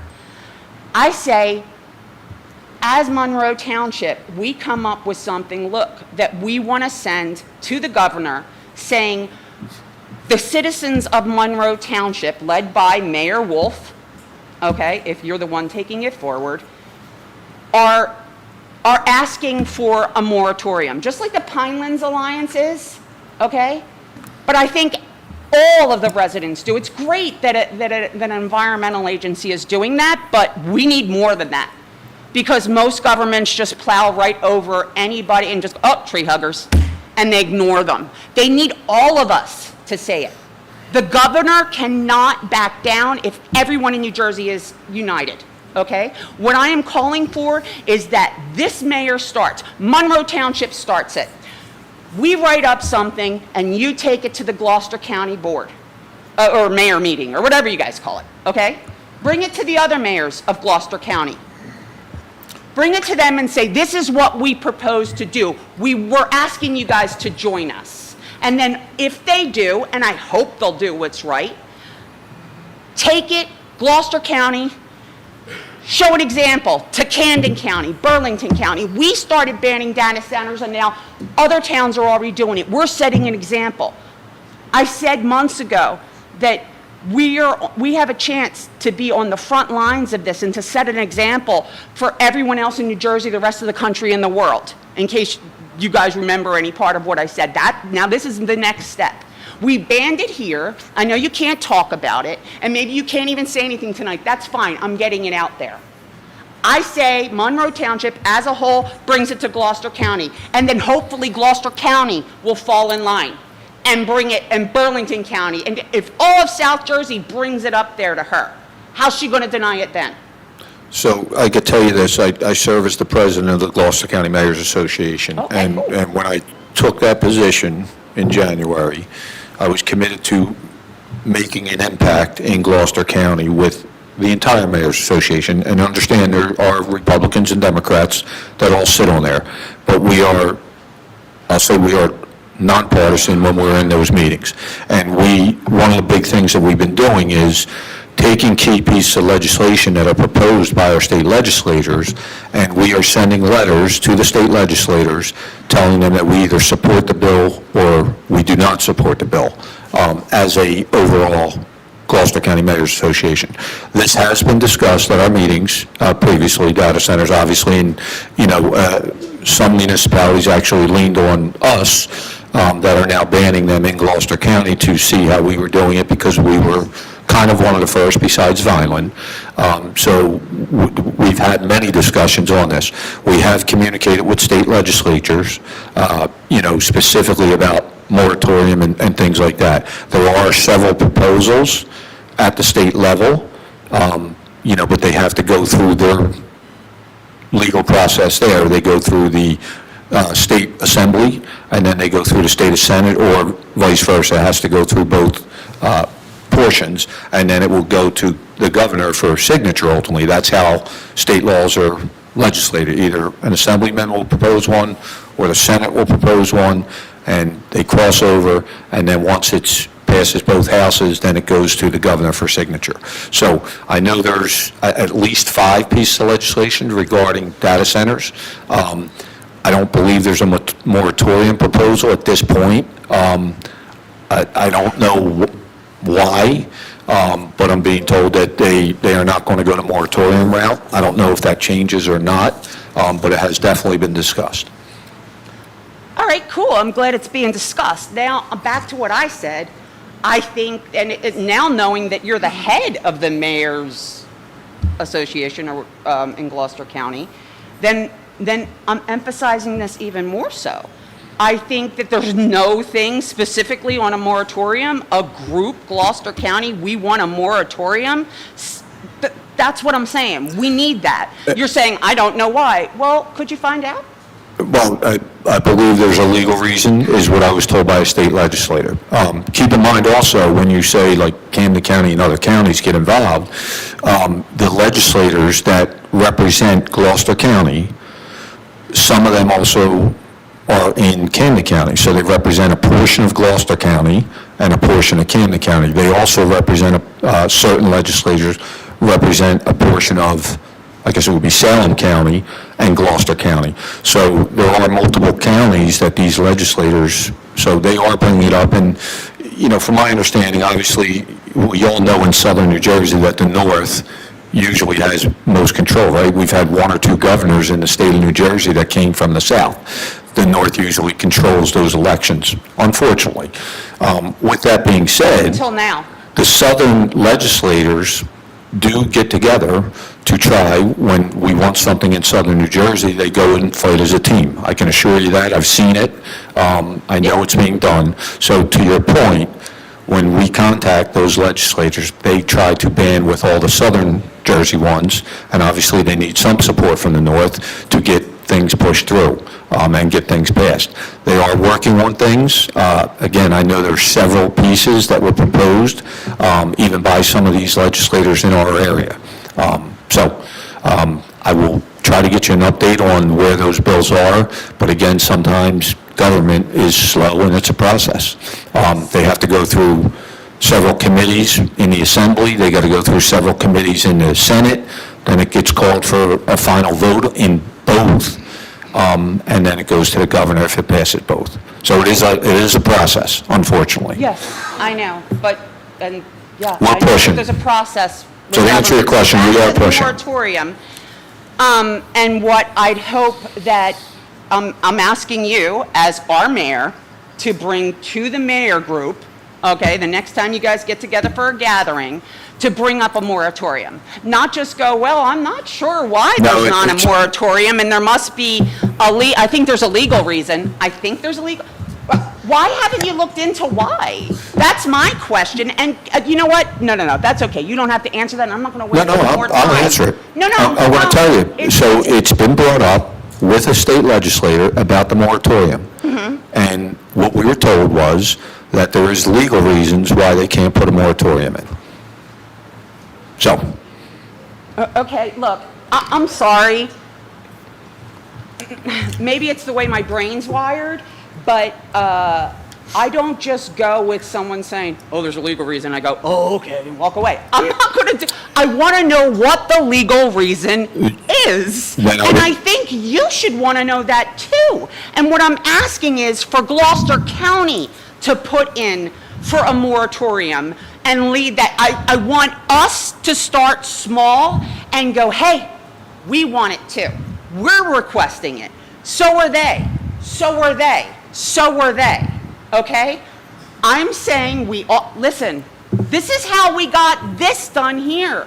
I remember you telling me the first meeting that, oh, well, there's legal reasons, there's this, there's that. And I said, yeah, but the laws are made to be changed. We all speak up, we get stuff changed. That's how America works. 250-year anniversary, someone should know it by now. Don't just tell me there's a legal reason, find out what the legal reason is. I'm asking you to do something I thought this was a friendly, happy thing I was bringing up to you guys, and I wasn't going to sound bitchy tonight, but here I am again. I asked you something very straightforward. Could you, as our mayor, represent us and take it to the other mayors that we want to stop this across New Jersey, to start a movement to stop this, to save us all? And you're like, you're giving me friction. I don't know what to I don't do. believe he's giving you friction. Nothing the mayor is saying, nothing you're saying is really mattering to you at the moment. Because you stand here and have a suggestion, we listen, but the mayor can go and take it to the mayor's meeting and do what he wants, but it doesn't mean it's going to go anywhere. So the mayor's respectfully giving you multiple answers and explaining multiple times. You just keep coming back.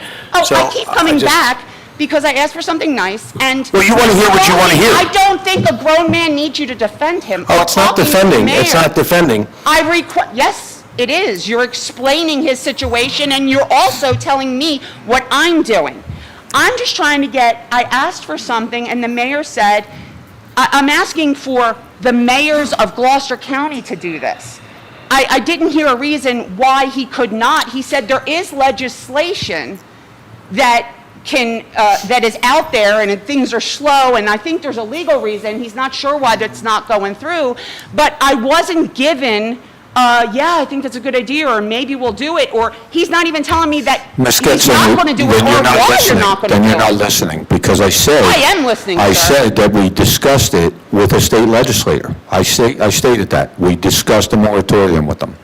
So So they are all aware of of the it. county came together and said, our citizens have talked about it, and we are requesting a moratorium. As a whole, as Gloucester County, you propose that? That's what you're saying? Again, there were discussions with state legislators regarding moratoriums and other items. For example, notifications, we talked about it earlier. Instead of redevelopment plans, I think Ms. Sullivan touched on it. Redevelopment plans, there is no requirement to notify anybody within 200 feet. We've also brought that to state Sir, legislators. before we get off the track, the fact is I'm really getting frustrated. Okay, then we'll end the discussion, Ave. I'm trying to give you an answer. I am giving you an answer. You just don't like the answer. So, You're not giving me a clear answer. I asked you to do it. You said there was discussions. You guys do everything so by the book, like everything. You can't even, you can't do anything without going, this person's not here. He's not here. He's excused. Every single time you say that, like, you have to go through the steps, okay? And then you tell me your answer is there's been discussions? That seems vague. That doesn't seem official to me. I'm asking you to write up something. I even said that probably Sandra can figure out something official for our town that you could bring forth to them. Not a discussion, something real. And you know what? I am going to sit down, but only because there are other people here that have stuff to say, and not because you, with your disrespect of what I'm bringing up, because it's just for the safety of not just the residents of this town, but for all of New Jersey, okay? And you're being disrespectful and saying, I'm not understanding. I am understanding. You didn't give me a direct answer. You said there's laws, but you couldn't tell me which ones. I said, I'm asking you to put in something official, and all you're saying is, we had discussions. That's not official. I asked you to do something official for us representing Monroe Township. Unless you tell me I did already put in something official, not a discussion, you can contact your state legislator. I'll give you their number. because you're refusing to do anything for us? Am I too much of a problem for you, Mayor? Yeah, but you can contact we do not create state law here. We create ordinances, okay? So you can contact the state legislators who do that. So if you Sir, don't... do you even know how the United States government works? Do you understand that we all have power, that the voice of all of us makes a difference? way too long. That you can put something forth, and then therefore they will have to take it into consideration much more heavy if we have the weight of every single county. Can you deny me that that wouldn't have some weight? You know what? Forget about it. Mr. Valentine, I hope that you're listening to me. And I hope that when you're elected mayor, you'd be much more respectful and maybe take what I said into consideration. Thank you, everybody. Again, congratulations. Good night. Joan Baines. Joan? Is there Joan Baines here? Joan, please come up.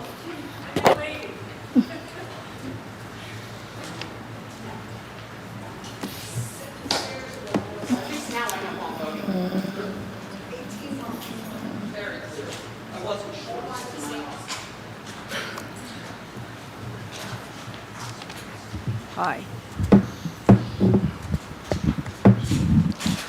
Sandra, I wanted to congratulate you also. Thank you. I'm glad she did. There were a lot of ordinances, and you got through them. I do happen to agree with what Everett said about loopholes and that they need to be tightened. But the reason I wanted to speak today is because I would like to propose another ordinance stating that there are no tax incentives for large-scale industrial projects and/or warehouses with a proposed square footage of over, say, 400 square feet. This would include the pilot program, where a one-time payment is made. Monroe Township should attract businesses such as offices, possibly retail, golf courses. That's where a tax incentive should be used, not for environmentally harmful dangers to our Pinelands community, where the nearby residents are dependent on well water. Please take this into consideration. Thank you. Thank you. Thank you. Thank you. Jerry?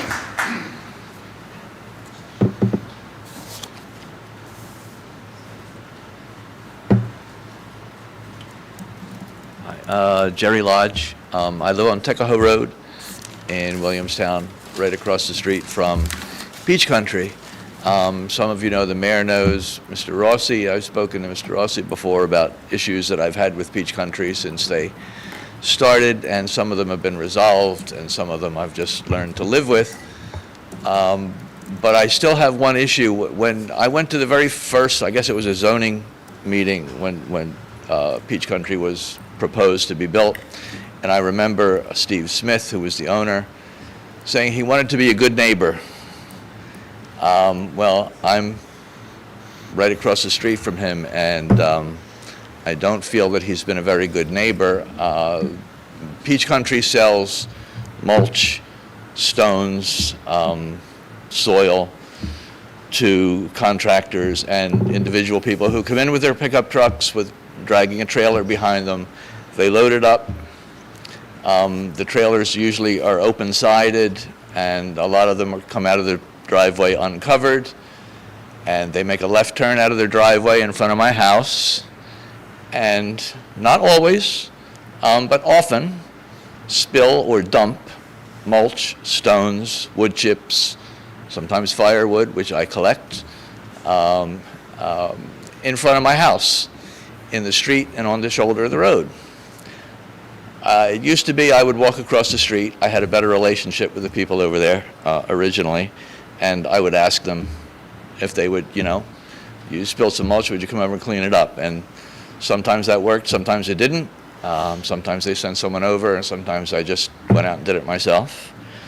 But it's continued over the whole time that they've been there, and over the years, we've got a more hostile relationship now, I'm sorry to say. And I've tried calling, 555 is a county road. I've tried calling the county highway department, and it used to be there was a Mr. D'Alessandro who was the head of it, and he said he would take care of it, and someone would come out and clean it up. Apparently there's been a change of administrations, and when I call, it depends on who I get on the phone, I think, when I call there, whether anything happens or not. I had spoken to Mr. Rossi about it one time. He suggested that I just call the police every time that there's a pile in front of my house.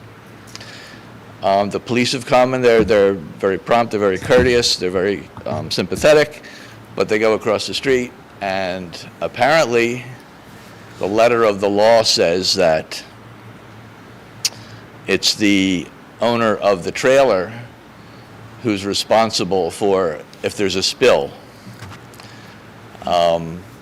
Peach Country, I'm told, has signs over there that inform their customers that that's the case, but they don't stop selling them whether they have a cover on their trailer or not. So I've been doing this for years. It has happened a couple of weeks ago. I had just finished. I go out, I'm 76 years old, and I shouldn't have to do this anymore. I was going out with a shovel, and I'm shoveling the stones off of the shoulder and tossing them onto my property, just to clean up, because I take good care of my property. I'm out there every morning, I pick up trash, I try to keep it nice, I cut the grass. So I'm cleaning up, I have a 240-foot frontage, and I clean that up with a shovel and a blower. Then I go out with a blower, and I blow it not into the street, but off of the street. Right after I did that, the next morning, there's a big dump of mulch in front of my house. I called the police. Oh, no, okay. So I called the police, and again, the police came. They go across the street, and apparently there's nothing really that the police can do. I'm supposed to get the name or the license number of the truck that spilled the mulch in front of my house so that those people can be fined and responsible for cleaning it up. Well, I'm not always out. I don't always see the spill. I only see the effects of it. So, and I'm just, I was out there about a month ago, and I got really fed up because there were stones laying on the shoulder of the road for a couple of weeks. I went out with my little electric blower, and I blew it out into the street when the traffic was slow. So it went across on the other side of the center line, and a young man from across the street, a hothead, came out and was yelling at me, waving his arms, calling me some very unpleasant names, and told me he was going to blow it right back again. Well, he didn't. So when this last spill occurred, after the police left, I went inside. I figured, let me try calling the county again. I did call someone. I spoke to a woman at the county. She said she would send someone out to clean it up. And a couple hours later, it was cleaned up. I don't know if it was by the county, if it was by the township, if it was by Peach Country, which I doubt. I want some guidance as to, it's going to keep happening, but I want to know what I can do. I don't think that I should be responsible for cleaning up the mess that these trucks make in front of my house when they pull out with their mulch. Peach Country says they're not responsible. I don't really feel that I should be responsible for cleaning it up. So I'm kind of asking, it doesn't seem to work to call the police. The police don't seem to be able to do anything because Peach Country says it's not responsible. I'm supposed to get a license number. So anyway, I'm kind of asking you what path I should follow. Who do I call? What do I do? So I did speak with Mr. Lodge earlier this evening, and the county did contact us on this. So, number one, obviously, it is on the driver of the vehicle for dropping, leaking, sifting loads. Okay. Maybe we can get some of our police officers to monitor out there when they have some time. A week can go by and nothing is spilled. I understand that. And I don't expect a policeman to be posted out there 24 hours a day. But if they have time during their shift and it's a slow day, they may be able to sit there. Mm-hmm. If they cite some people, maybe that curtails it some. I will talk to code enforcement to see if there's anything there that can be enforced on the actual business. And then I will communicate with the county and our road department to see if we can work something out, like we discussed earlier, maybe bringing a street sweeper there, periodically to clean up anything. I mean, we can't be in the business for cleaning up after somebody's load has spilled, but, it happens. I'll give you another location out on 322 where the asphalt plant is. The asphalt trucks pull out of there, and, there's asphalt that gets dumped on the roadway, small piles here, but then vehicles. Right. Well, I don't know through it. who lives across the street from that, but if I lived across the street from that, I would be calling the police. And if it ended up on my side of the road, I would be upset. I think if any of you lived across the street from a place like this and they were constantly dumping dirt in front of your house, you wouldn't be happy about it. And So let us look into it with our code enforcement, let us look into it with the police department and the county, and then we'll get back in touch with you. All right, you can't force someone to be a good neighbor, even though they say that they were going to be. But So let me ask you a question. Why can't we require them to put a tag number, what the material they picked up and the time? So if he has the time of the spill, it'll be on the receipt. Well, And they'll have a I'll copy tell of the you, receipt. Peach Country has surveillance cameras, and they are aimed, one of them at least, is aimed, I happen to know, right at the head of my driveway. I'm sure they're headed all over the front of their property. But I had an incident, I think it was November of 2023, when I have a mobile home in the front of my property. It was broken into and a shed was broken into, and I called the police, and I mentioned it to the police that Peach Country had surveillance cameras across the street. They went over, and Peach Country refused to share their footage of what happened the night before with the police. So, I mean, I could tell you at least within a certain amount of time when a spill occurs. And if it was available, you could probably go across the street and get film of a truck pulling out and spilling mulch. But if they're not required, if they can't be forced to show you that footage, then I don't know what can be done about that. I know when I had my dump trucks, we were required to clean them off and cover them. Pardon? When I had my dump trucks, we were required to clean them off and cover them before we left the yard. Well, and you know, it's not Peach Country's trucks. They have big dump trucks, and they come out and they're covered. These are their customers who come in dragging a trailer behind their pickup truck. And apparently they can't say, "Oh, we won't sell it to you unless it's covered." They just have a sign up saying, "If it's not covered, you're responsible for any spillage." So, and it leaves me in the lurch. And that's the thing, John, there's so many trucks that are coming in and out. Some of them are Peach Country trucks, but, you know, the majority of them are landscapers or, you know, just homeowners that are coming through. Homeowners, right, who are coming Yeah. in to buy mulch. I mean, there was a dead raccoon right in front of their driveway, in front of Peach Country's driveway, a couple of months ago, probably. And it sat there for 2 days with hundreds of trucks going in and out that entrance every day. And nobody came out to pick up that dead raccoon for about 2 days before somebody came out and took it out of the way. So this is how they care about their the mess that they make. Anyway, I would appreciate your your help in this Yeah, situation. and we'll be in touch. All right, thank you.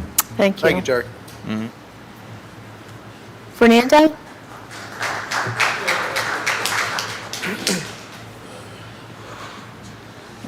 Fernando Powers, here from Williamstown. Yeah, you mentioned that you can't talk about the court case and all. Sir, it's a little difficult to hear you. All right. Yeah, you mentioned you couldn't talk about the court case, but could you at least tell us what? Still a little difficult to hear you. Is You it? may have to pull it out. Yeah, Fernando. Testing. There you go. All right. We can hear you now. Okay, I know you said you couldn't talk about, you know, the court case itself, but would we be allowed to know what court it's in, if it's in the district court or Gloucester County or is it in Trenton? It is in Gloucester County. All right, well, just, I'm just gonna add just a few things here, and the reason why I asked is because historically in the past, I've done amicus briefs in the federal and state level. And for people that don't understand what that is you write up your paper and you send it in to the judge as a friend of the court, and the judge can use it or not, but that's something that I'd be interested in doing. Because the Hexa company or whoever is trying to build the AI facility failed to comply with the federal law under Army Corps of Engineers and under the Clean Water Act, Section 404, the requirement of the analysis pointing where else they tried to build this AI project in various locations outside of this wetlands and pinelands, and why they were turned down and why they need to use this land in the wetlands as last resort. So they have to do an analysis, and they haven't done it. So they can neither continue with the project nor sue the town because of the lawsuit is and can be deemed premature because of the administrative options have not been used. Therefore, it should be dismissed for lack of subject matter jurisdiction. So that's what, that's what I'm looking at, and they have no grounds.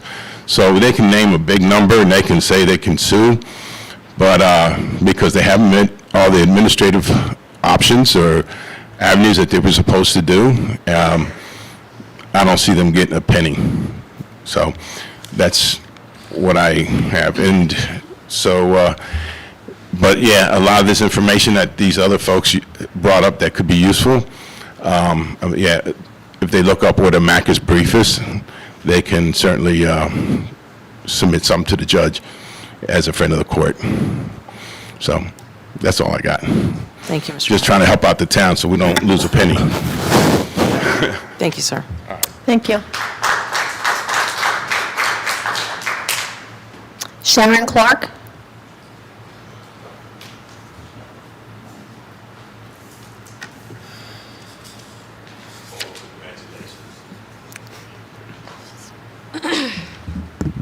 Can you hear me? Okay, Sharon Clark, Tuckahoe. Congratulations on your baby. I'm also a new mom, and that's why I'm here today.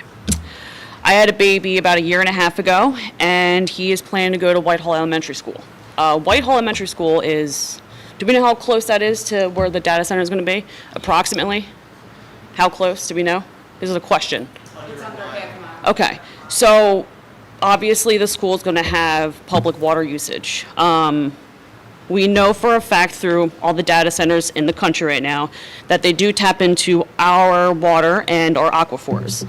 So my question is, what are we going to do? Who's going to take this data center responsible for the water usage and the poison of the water? So, you know, you have all these ordinances to take them accountable, but what happens when they do tap into our electrical grid and raise it by 20%, because that is the average now?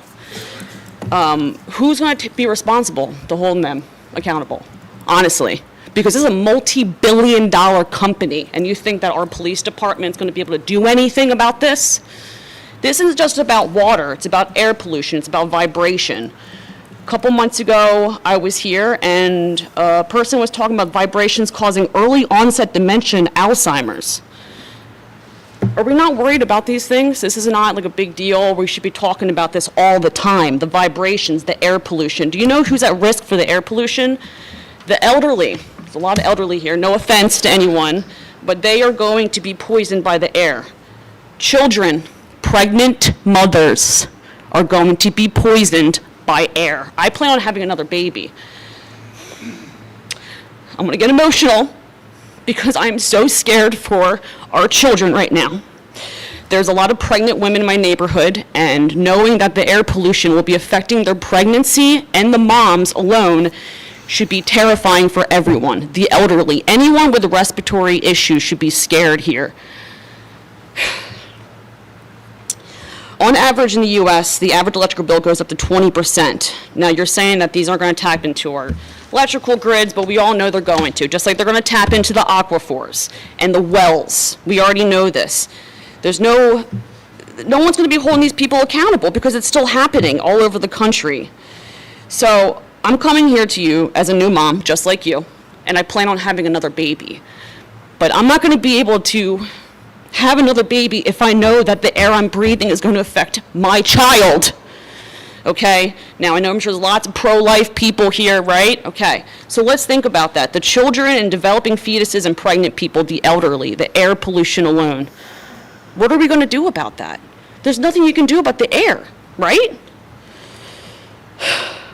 I'm also here to talk about Victory Lakes. People have said that there's eagles, endangered eagles in Victory Lakes. Those are endangered species we're talking about. This country's not even 250 years old, and we're going to go in and destroy natural habitats of eagles? That sounds so American right now, okay? I don't know what to do about this since we are already going through a process with Hexa in court. Do we need to contact more news stations? What do we do here? Because as a township, it's like, oh, we don't really know. They're a multi-billion-dollar company, so we're just going to try to fight it. But we don't have enough money. We already established that. You've told us this. So what do we do to fight this more? Do we need to contact local news stations? State news stations? How do we get the word out? Because my husband and I had no idea about the data center until we threw the TikTok. So, I see that Township Monroe uses a lot of AI for the line dancing and food drives and church stuff, then there's no excuse that we can't be updating the public about township meetings all the time, a week before, 2 days before, highlighting what we're talking about. Sorry, I have a lot of notes down here because it's just overwhelming. 0.5% of the township's yearly water supply will be taken from this data center. As everyone said, we're already in a drought, and it's only going to get worse from these data centers. When they drain our water supply, then what? Again, who's going to hold them accountable? Once that water is gone, it's gone. They need clean water to keep these data centers cool, which means that we are going to be the first ones who are going to be affected by that. Our babies drinking that water, or elderly people, pregnant people. Just saying. Whitehall Elementary School is going to be right next to it. So what, we're going to tell our kids not to drink from the fountains? What's the plan there, Who's going to be testing the Whitehall Elementary School waters? That's what I want to know. They're going to be tapping into the water, the aquifers. This is... The fact that the Whitehall Elementary School is not being brought up as much as it should scare people, because these are children we're talking about that have no idea. The Girl Scouts! How many of those Girl Scouts go to Whitehall? Seriously. We have to think about this. Our children, the elderly, the respiratory issues, like these people are going to die. This is what we're looking forward to in the future. We don't have long-term data which shows what's going to happen to us. We should have an ordinance that says that they can't, the data center warehouse shouldn't be within a mile of any type of residential communities, anything like that. I mean, the Pinelands, we're right in the Pinelands. I just don't understand how this has gotten to a point where now we're going to court and we're just kind of like, we're going to figure it out, we're going to see what happens, but we're scared. We're scared. I've cried about this 3 times today because of my baby, okay? I'm so scared for my child right now. And I don't know what else to say but beg you, please fight this. Because even if I have to sell my house, I'm not going to get anything for it because our property value is going to tank. So please think about the future babies and the children now and the elderly that are in this community. And that's it. Thank you.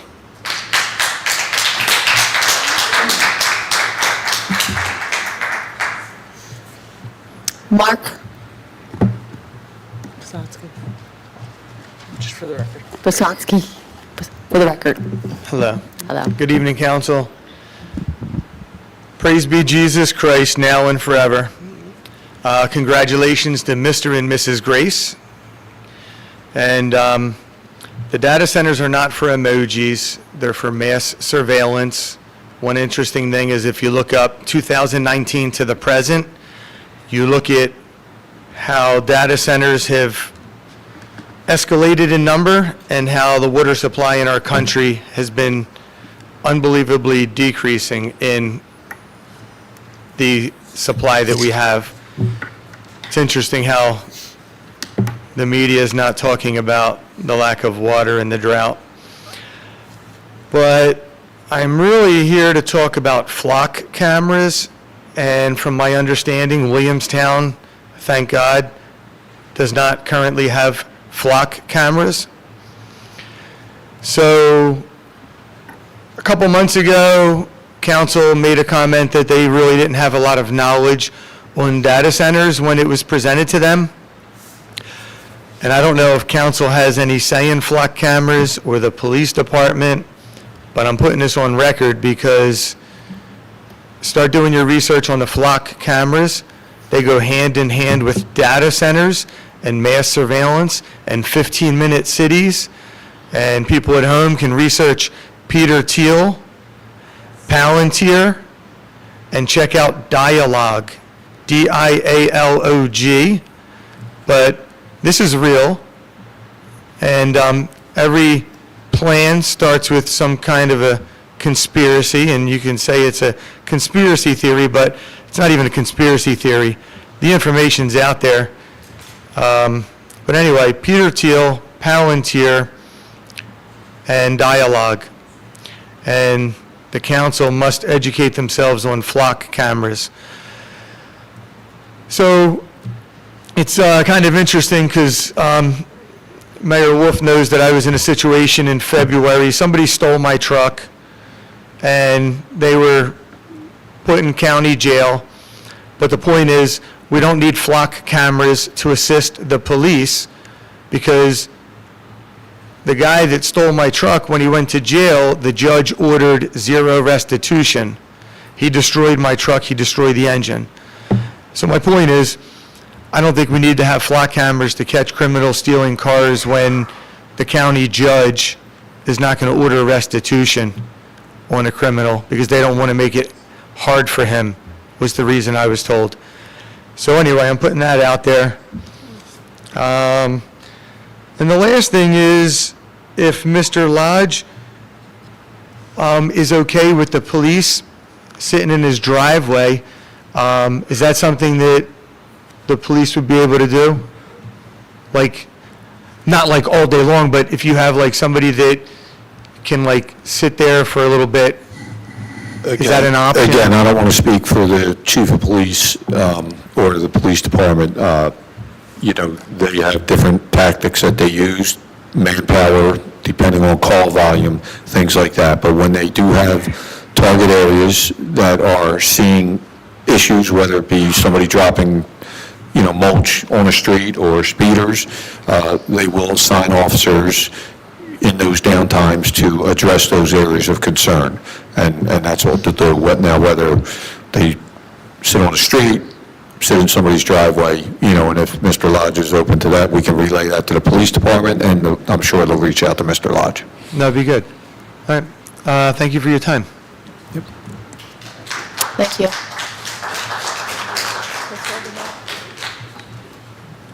Anyone else waiting to speak? Yep. Anyone else from the public like to speak?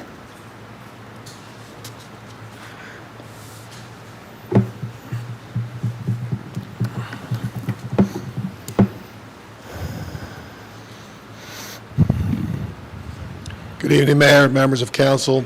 Eric Footer, 2014 Burlington Circle, Williamstown, New Jersey. I just wanted to make a few comments. The first being about the ordinances that were prepared this afternoon, or presented this evening.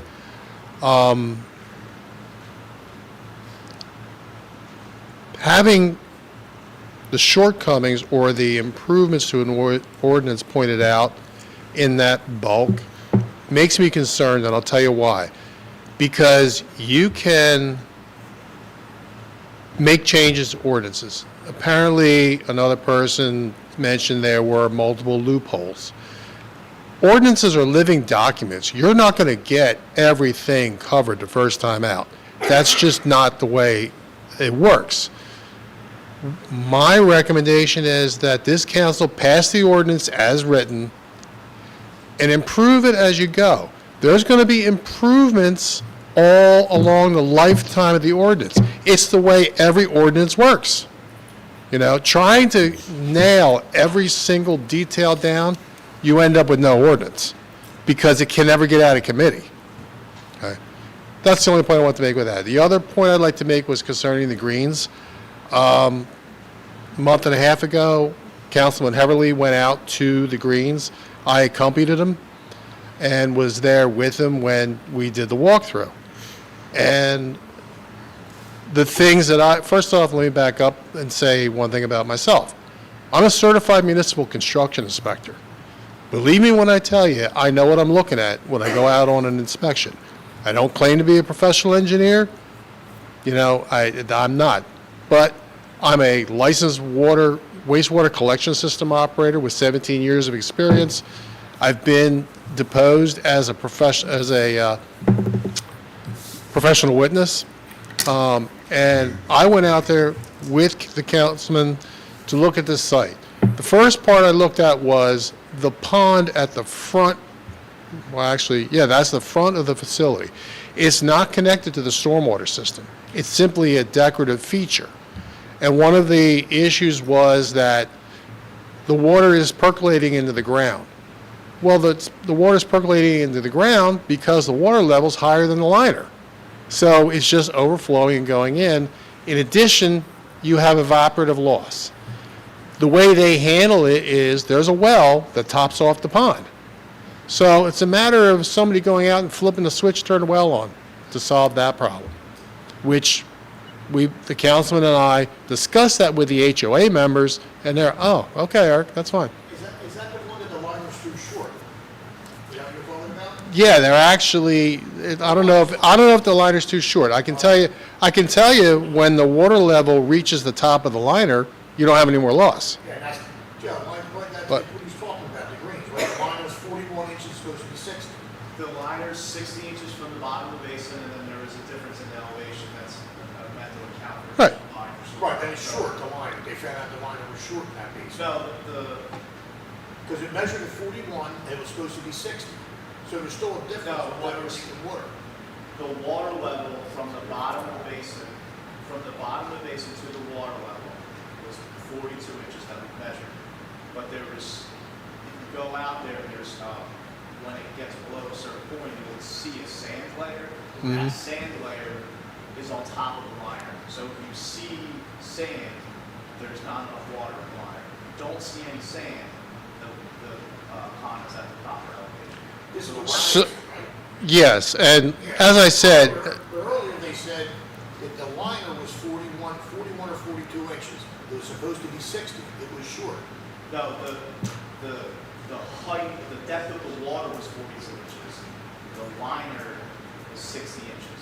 So there's that difference is what the issue is, and why is this basin not holding the water that should hold it within the liner? Am I making sense? You're making sense, but I was with the understanding that the liner was short. No, They the didn't want liner, to repair it. the liner's not short, it's losing water within the liner that it should be losing. well, as I said, we went out there, and there's a dedicated well that adds water to the pond. So, and regardless of the condition of the liner, you're going to have evaporative losses. This is not being replenished by stormwater and rain, but it's not a part of the stormwater system. So the fact of the matter is, the HOA has to go out once a week, something like that, flip the switch, turn the well on. We already discussed that out there. The other issue was the pond at the other end that they're working on now, right? In my opinion, it's not, that pond is very deep. So I don't know where the existing water table is, but I can't imagine the bottom of the pond being that far above it. In addition, and we've seen this in other retention structures in the area, when it rains, the rainwater goes down the collection system. It's carrying all the fines and grit off of the road, down the pipe and into the pond, and that's what plugs the bottom of the retention basin, which is why there's equipment out there now digging it out, breaking through that layer to get to soil or sand that can actually take the water.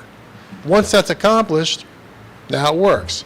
The issue then is not in my opinion, is not a design issue, it's a maintenance issue.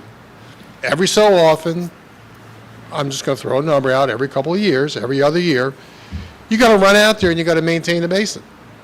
And it's the only basin in that entire system that's got a problem. There are other basins, they're excavated, still under construction, they have a couple other things to finish. They were all bone dry, nothing in them. It's just this one. And to me, in my opinion, it's a matter of lack of maintenance with fines going into the bottom of the basin. While I was also out there, we walked the streets. Councilman Heverly has concrete experience. I have curbing experience. We've looked at we walked every foot of sidewalk in that facility. We found 3 slabs that need to be replaced because they've shifted over time, not 30. Showed that to the HOA. They agreed with what we were looking at. The only failure, or strike that, the only discrepancy I found when we inspected had nothing to do with the facility, it's with the project. It was inside of their community center. That wouldn't be not normally inspected as part of a civil inspection. They've got a discrepancy with their fire system, which I pointed out to them also. They know they're responsible for it. Advised them what to do. They took care of it. But as I said, I just wanted to set the record straight because I was there. I was there with the councilman. I put my own eyes on it. I just wanted people to have an idea of what's happening out there. Thank you very much for your time. Thank you, Eric. Thank you. Anyone else from the public? I just have something to add to what this lady said. I just want to kind of clarify what she was trying to get across. I yeah, know- I'm sorry, I don't want to cut you off. Yeah, Debbie Kearns. Thank you. Williamstown. Thank you. Vineland is supposedly doing a class action lawsuit against their data center, the whole town. Is there any way that we can contact? Hamilton is trying to fight them. There's one in Vineland they're trying to fight.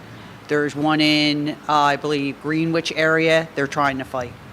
Is there any way that we can combine all those different towns? I've always heard there's more, the more people you get, the more power you have. You get behind something. It's a movement. If we can get all these people to go, like you said, to the state and say, look, this is what we want. With more voices, you got more power. I don't know if that would help the situation with us, but I think it would help the situation in general with the South Jersey area. That's all I want to say. Thank you. Thanks, Ms. Kearns. Very good, thank you. Anyone else from the public? Okay.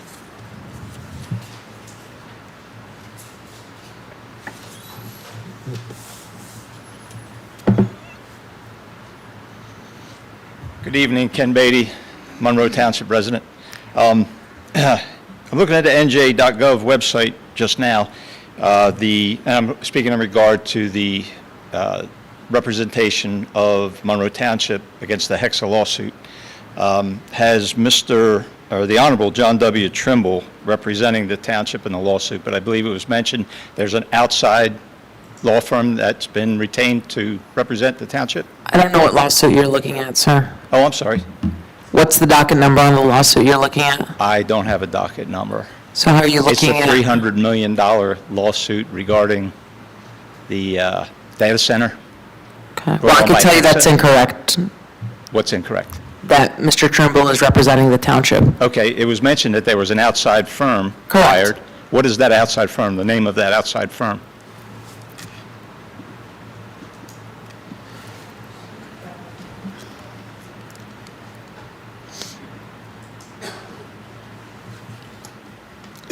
Barker, Gelfand, James, and Sarvis. Thank you. Also, how was that firm picked as the firm to represent the township? They're through our insurance representation. I'm sorry? Or JIF, Artchiff. correct. Okay. Joint Insurance Fund, sir. Thank you very much. That council does not decide. That's through, again, the Joint Insurance Fund. Anyone else from the public wishing to speak? Yeah, my name's Mark Pizzotsky. I just talked about the flock camera, sat down. I just got like a market or a Facebook thing from somebody I don't know, but you guys already voted on it at council? Is that true? I don't know. Voted on what? The flock cameras? Not that I'm aware of. No, we don't know Okay. anything about. See how If you want to pull up dangerous- a resolution number and have Yes. any substantiation, I All can right, look their into phone just it. died. All right, I just want to make sure. If flock cameras come up, do your research. Don't allow flock cameras in town, like we did data centers. Thanks. Anyone else from the public wishing to speak? Seeing none, I need a motion to close. Motion. All in favor? Aye. I need a motion for adjournment. Motion.